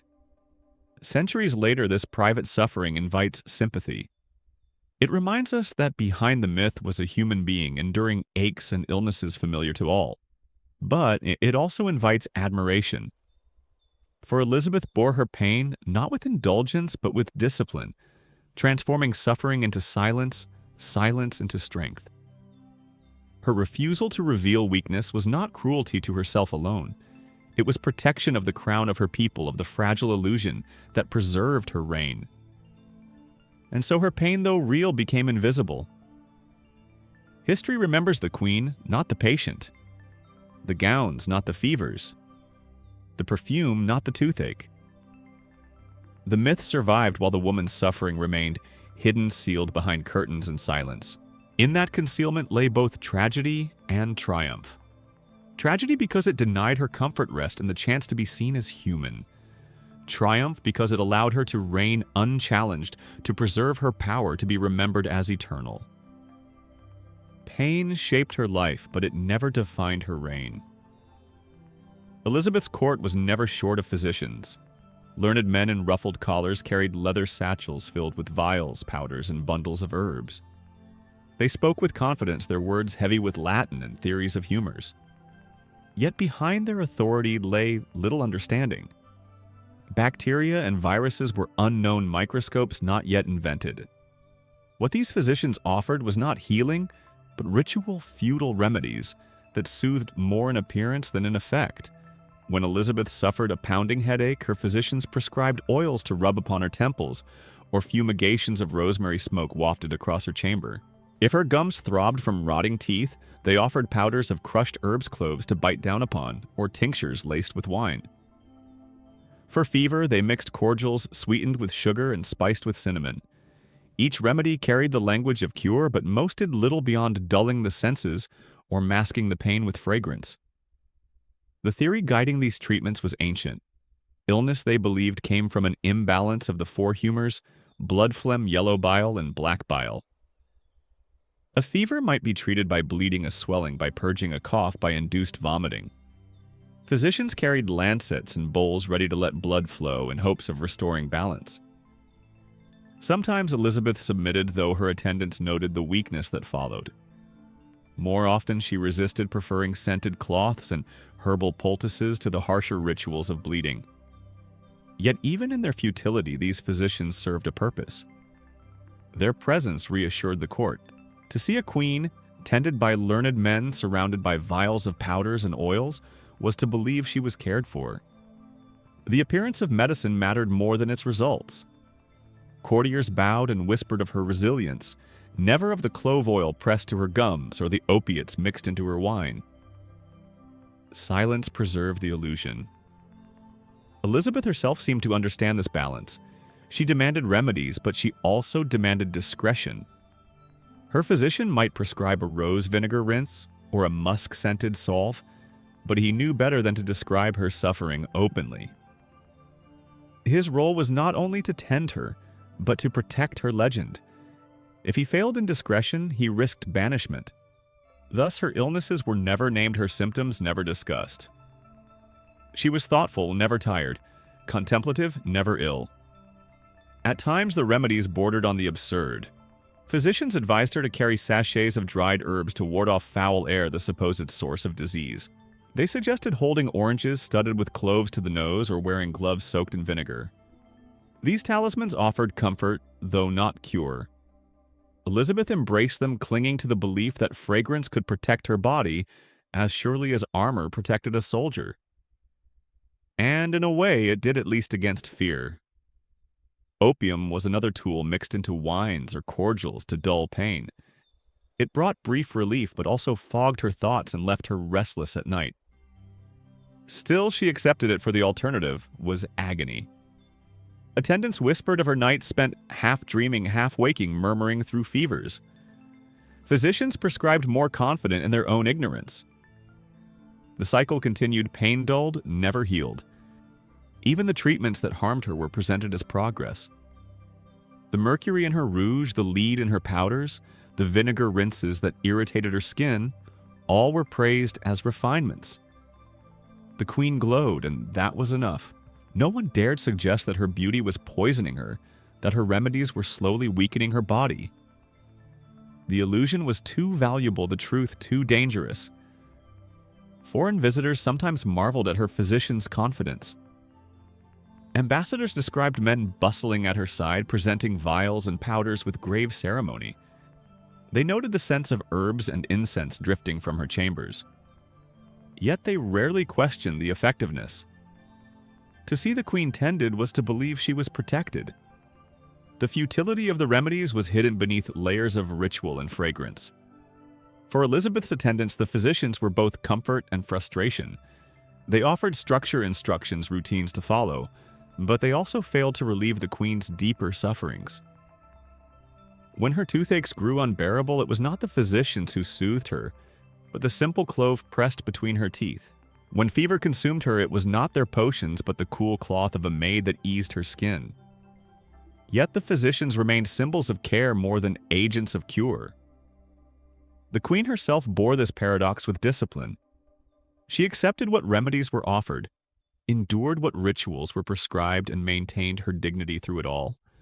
She understood that her court required the appearance of medicine, just as it required the appearance of purity. Her health was theater performed daily with powders, perfumes, and physicians' vials. Centuries later, these remedies seem pitiable, even comical. We know now that cholera and typhus could not be banished by lavender, that infection does not retreat before cloves or musk. Yet in Elizabeth's time, such remedies carried power. They gave hope, they soothed fear, they allowed queen and court alike to believe in order where chaos threatened. Futility in its way was a kind of medicine, and so the Virgin Queen endured, surrounded by physicians whose knowledge was shallow, but whose presence was essential. Their oils glossed her temples, their powders scented her wine, their herbs filled her chambers. They could not cure her, but they could preserve her illusion. And for Elizabeth, illusion was life itself. In Elizabeth's court, silence was as carefully cultivated as her perfumes. It hovered in corridors, lingered in chambers, and clung to courtiers' lips as tightly as any vow. Everyone knew the truth, that the queen's body ached, that her powders cracked, that her breath sometimes soured with rot. But no one dared speak it aloud. To serve Elizabeth was to protect not only her person, but her illusion. And silence was the strongest shield they could give her. When the queen entered a hall, courtiers smiled, bowed, and praised her radiance. If they noticed the stiffness in her walk, they looked away. If they heard her voice tremble, they clapped louder. If sweat glistened on her brow despite the powder, they spoke instead of her wisdom. Every flaw was translated into a virtue.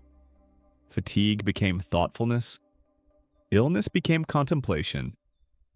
Silence transformed weakness into strength. This pact was unspoken, but it bound the court as tightly as law. Attendants knew not to whisper of the nights they spent changing damp linens. Courtiers knew not to mention the scent of cloves she bit into to dull her toothaches. Pain was never illness. It was always endurance. Everyone played their part, weaving a tapestry of denial that allowed the Virgin Queen to remain eternal. At banquets, the silence became performance. Elizabeth might touch her food, but not eat her teeth too fragile for feasting. Servants noticed, of course. Courtiers, too. Yet they spoke only of her restraint, her dignity, her discipline. They pretended not to see the untouched meats, the goblets of spiced wine sipped slowly to mask discomfort. The silence preserved her majesty even as her body betrayed her. Portraits, too, were complicit in this silence. Artists smoothed wrinkles, brightened eyes, thickened hair. If a painting revealed too much humanity, Elizabeth rejected it. Only the ideal remained. Thus, the silence extended into canvas, erasing truth with brushstrokes. The public saw not a woman aging in pain, but a queen glowing with youth, her body seemingly untouched by time. Even among her closest attendants, silence reigned. Maids saw her wince when corsets were tightened, heard her groan softly when rising from bed. They exchanged glances, perhaps shed quiet tears, but never spoke openly. To break the silence would have been betrayal. Their loyalty was measured not in words but in restraint. Foreign envoys were swept into the silence too. They wrote of her magnificence, her perfume, her gowns. They avoided mention of the stiffness in her posture or the tremor in her hand. To report weakness would have undermined negotiations, jeopardized alliances. Better to repeat the myth than to risk offending the crown. Silence was diplomacy as much as devotion, but silence carried weight. Courtiers lived in constant tension, aware of truths they could never voice. They laughed too loudly, bowed too deeply, clapped too eagerly, all to drown out what they dared not say. The air in Whitehall was heavy not only with perfumes, but with unsaid words, with truths swallowed behind polite smiles. Elizabeth herself demanded this silence. She insisted that attendants never speak of what they saw. Her physicians, too, were discreet, prescribing remedies without naming illnesses. The queen was never sick, only thoughtful. Never weak, only weary from contemplation. She enforced the silence as fiercely as she enforced her rituals of dress and fragrance. To break it was to risk the crown itself, and so the silence became collective. It was not just hers, but theirs, a pact binding queen and court together. Each person knew that exposing the truth would weaken not only Elizabeth, but the entire system. If the queen faltered, the court faltered. If the myth cracked, power cracked.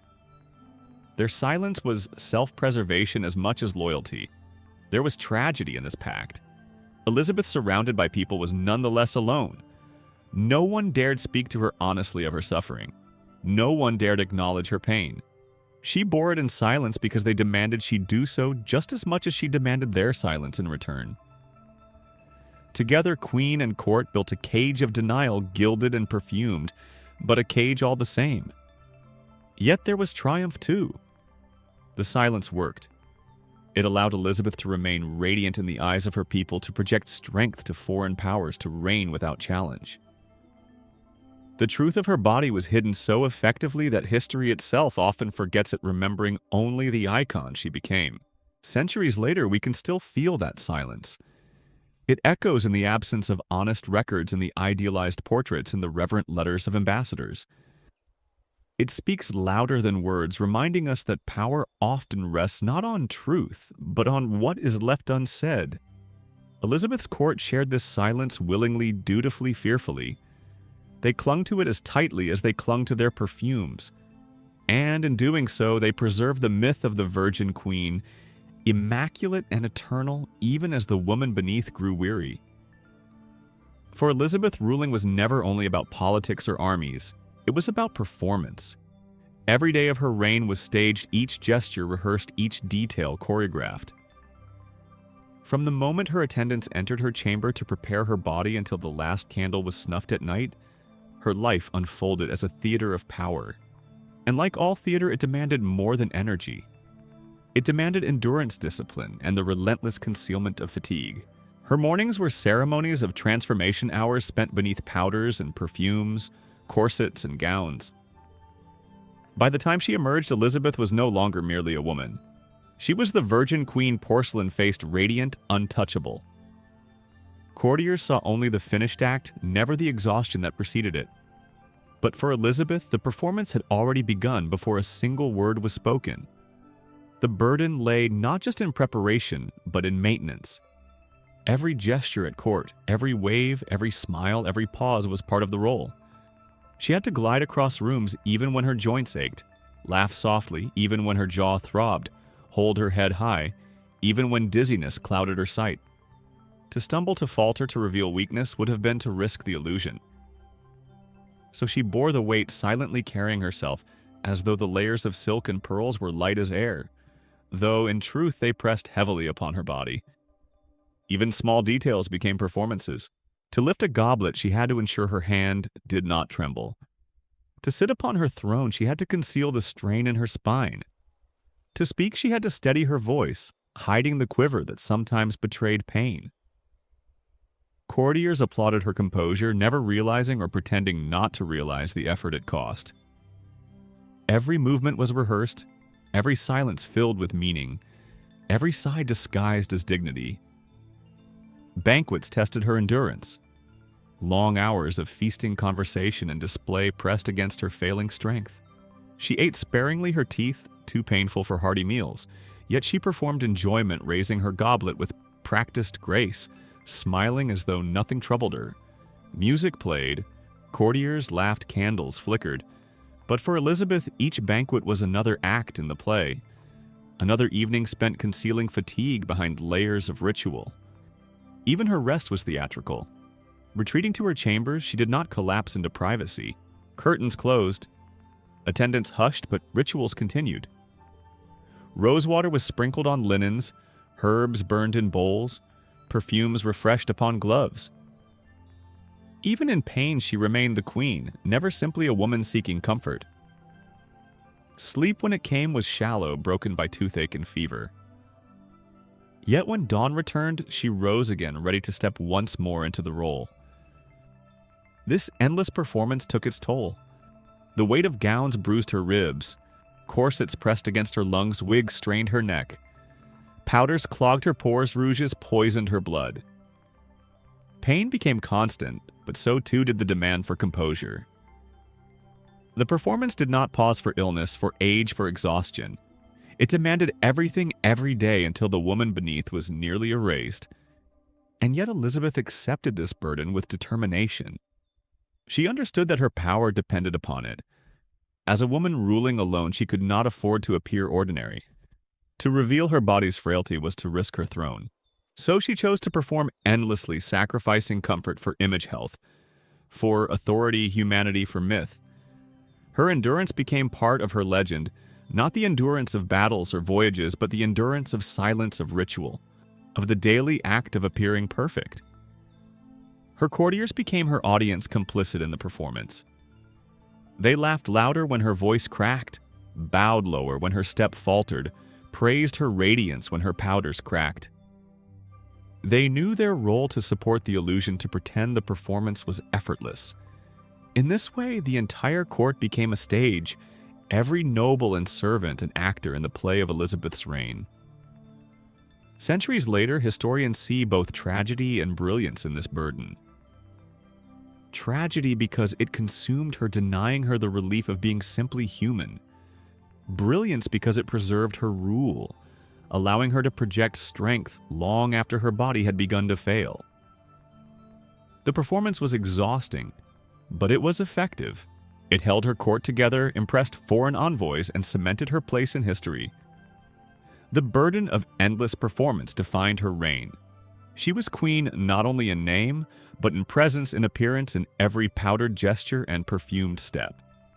And though it cost her dearly, she bore it without pause, because to be Elizabeth was to perform, and to stop performing was to cease being queen. And so, day after day, she stepped onto her stage, carrying the weight of illusion with steady grace. The performance never ended, not until her life itself did. and even then the myth outlived the woman as she had always intended. As the years wore on, the performance that had sustained Elizabeth grew heavier with each passing day. Age crept into her bones, fevers visited more often, and her body, once able to endure the crushing weight of gowns and ceremony, began to falter. Yet still she refused to yield. Her later years became a long struggle against time itself. A battle fought not with swords or counsels, but with powders, perfumes, and the discipline to keep smiling while pain gnawed quietly beneath the surface. Her teeth, long a source of torment, worsened until they were blackened and broken. Infection spread through her gums, leaving her jaw swollen, her speech strained. Her nights restless. To mask the pain, she bit cloves or pressed oils into her mouth, sometimes lacing her wine with opiates. Courtiers knew, of course, they saw her touch food, but not chew, saw her sip heavily spiced drinks instead of eating. But none dared mention it. At banquets, her restraint was praised as elegance, her silence as thoughtfulness.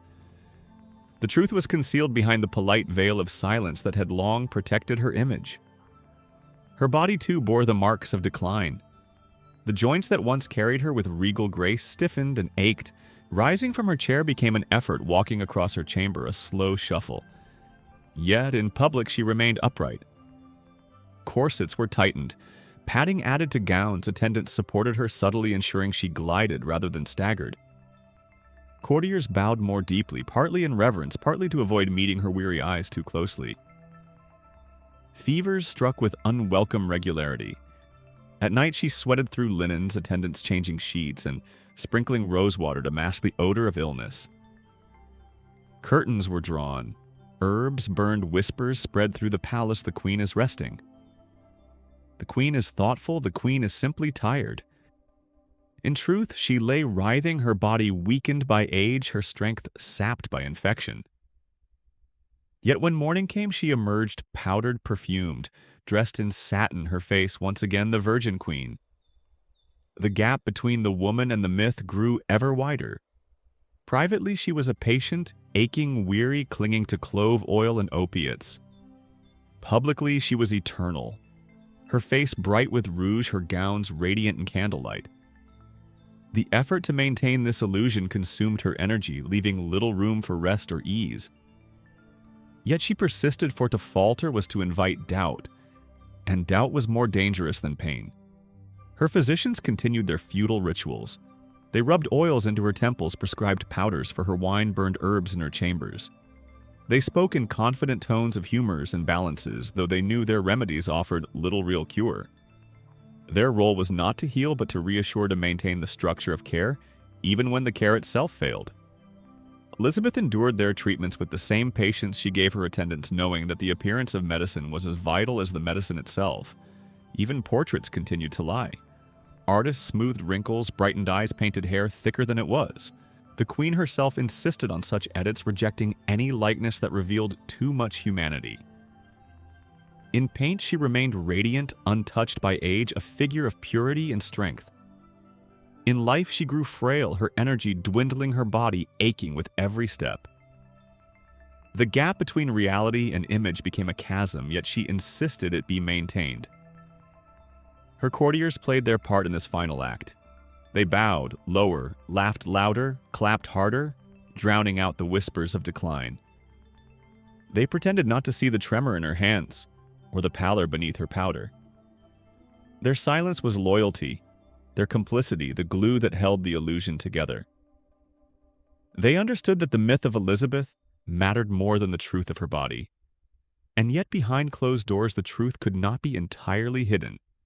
Maids wept quietly as they changed her linens, as they watched her press cloths to her jaw, as they heard her whisper prayers through sleepless nights.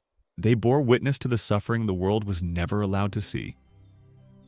The queen who ruled with iron will was also a woman who groaned in pain, who clutched her ribs, who longed for rest. But their silence was her protection. In these final years, Elizabeth's life became both tragedy and triumph. Tragedy because she endured so much pain in silence, denied the comfort of being seen as human. triumph because she maintained her role until the end, refusing to let illness strip her of dignity. She remained queen, not only in title, but in presence and performance in the illusion she had sustained for decades. By the time whispers of succession began, the myth was already stronger than the woman. Courtiers debated heirs, but in public they still bowed to the radiant virgin queen. She had outlasted rivals, silenced doubters, and preserved her image so thoroughly that even as her body weakened, her power endured. The illusion held because she bore its burden day after day, year after year, even when it left her exhausted. The final years of Elizabeth's reign remind us that power often demands sacrifice, not only of time and effort, but of comfort, health, and self. She gave all of these willingly, convinced that to be queen meant to endure, to conceal, to perform without end. Her suffering remained hidden, her image untarnished, and her myth eternal. When Elizabeth finally left the stage of life, it was not the woman who lingered in memory, but the myth she had so carefully woven. The years of powders and perfumes, of gowns stitched with pearls of silence shared by courtiers, all of it outlived the frail body that endured behind the mask. Her legacy was not one of soap and water, not of genuine cleanliness, but of image. Image became reality, and reality was nearly forgotten. Portraits tell the story best. Across galleries and collections, she gazes out eternally pale, eternally youthful, eternally regal. No artist dared to show her toothaches, her wrinkles, or her fevers. Instead, they painted symbols, pearls for purity, white satin for chastity, ruffs like halos for divinity. The woman was edited away, the queen remained. And centuries later, it is the queen we remember, not the patient who pressed cloves to her gums in the quiet of her chambers. This was no accident. Elizabeth demanded it. She rejected portraits that showed too much humanity, curated her likeness with ruthless precision, and enforced silence in her court. The result was a legacy as flawless as it was fragile. She became the virgin queen, the white lady, the eternal monarch untouched by decay. Reality might have smelled of vinegar musk and sweat, but history was perfumed with roses. Her courtiers too contributed to this legacy. Their silence preserved her image in her own time, and their flattery carried it forward. Foreign ambassadors wrote home of her magnificence, describing her gowns, her perfumes, her radiance. They avoided mention of her frailty, ensuring that her myth spread across Europe. The illusion reached beyond England, becoming a diplomatic tool as potent as treaties or armies. Even her enemies, while mocking her policies, acknowledged her presence. They could not deny the aura she projected, the theatrical perfection she maintained. The image she built became her weapon, one she wielded more effectively than many rulers who relied on swords alone.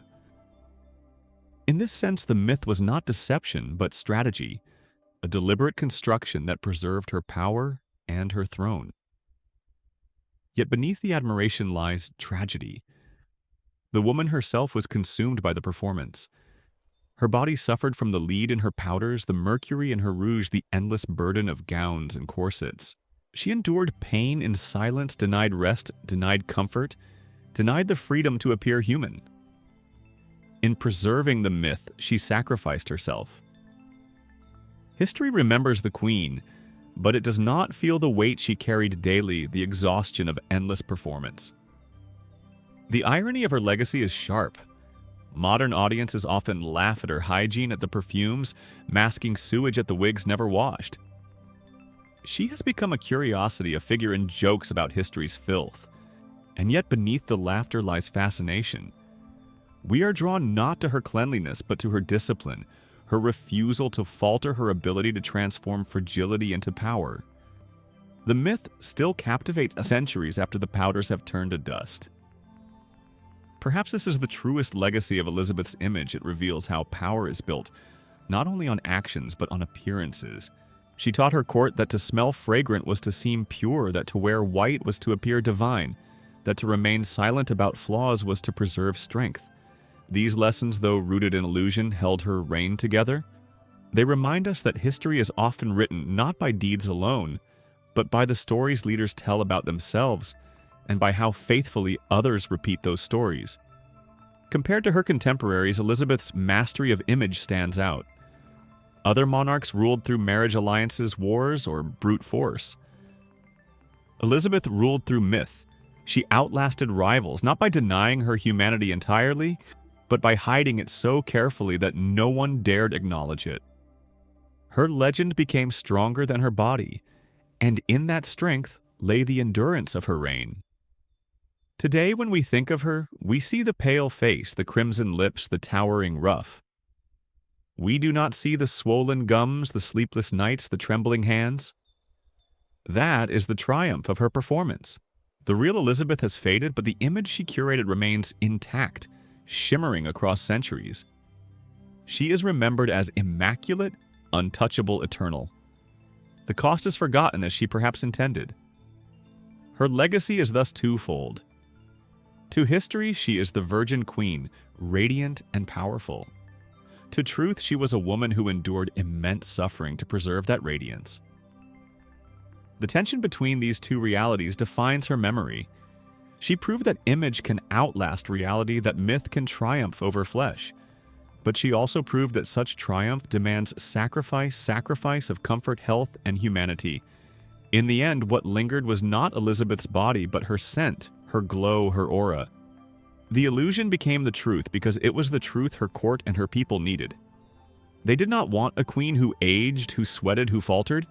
They wanted a statue in motion, a presence untouched by decay. And that is what she gave them every day until the very end. Centuries later, the lesson still clings to her legacy. We may laugh at the perfumes and powders, but we recognize ourselves in the performance. We too curate images, present polished versions of ourselves, hide imperfections behind cosmetics filters and silence. Elizabeth's burden was heavier, her stakes higher, but the impulse is familiar. Her myth endures because it speaks not only of her time, but of ours. And so her story closes where it began in performance. Elizabeth and I left behind not the memory of a fragile body, but the vision of a radiant queen. Her legend was her greatest work, crafted daily with powders and perfumes, sustained by silence, immortalized in paint. The woman faded, the image endured, and history, perfumed and powdered, remembers her still.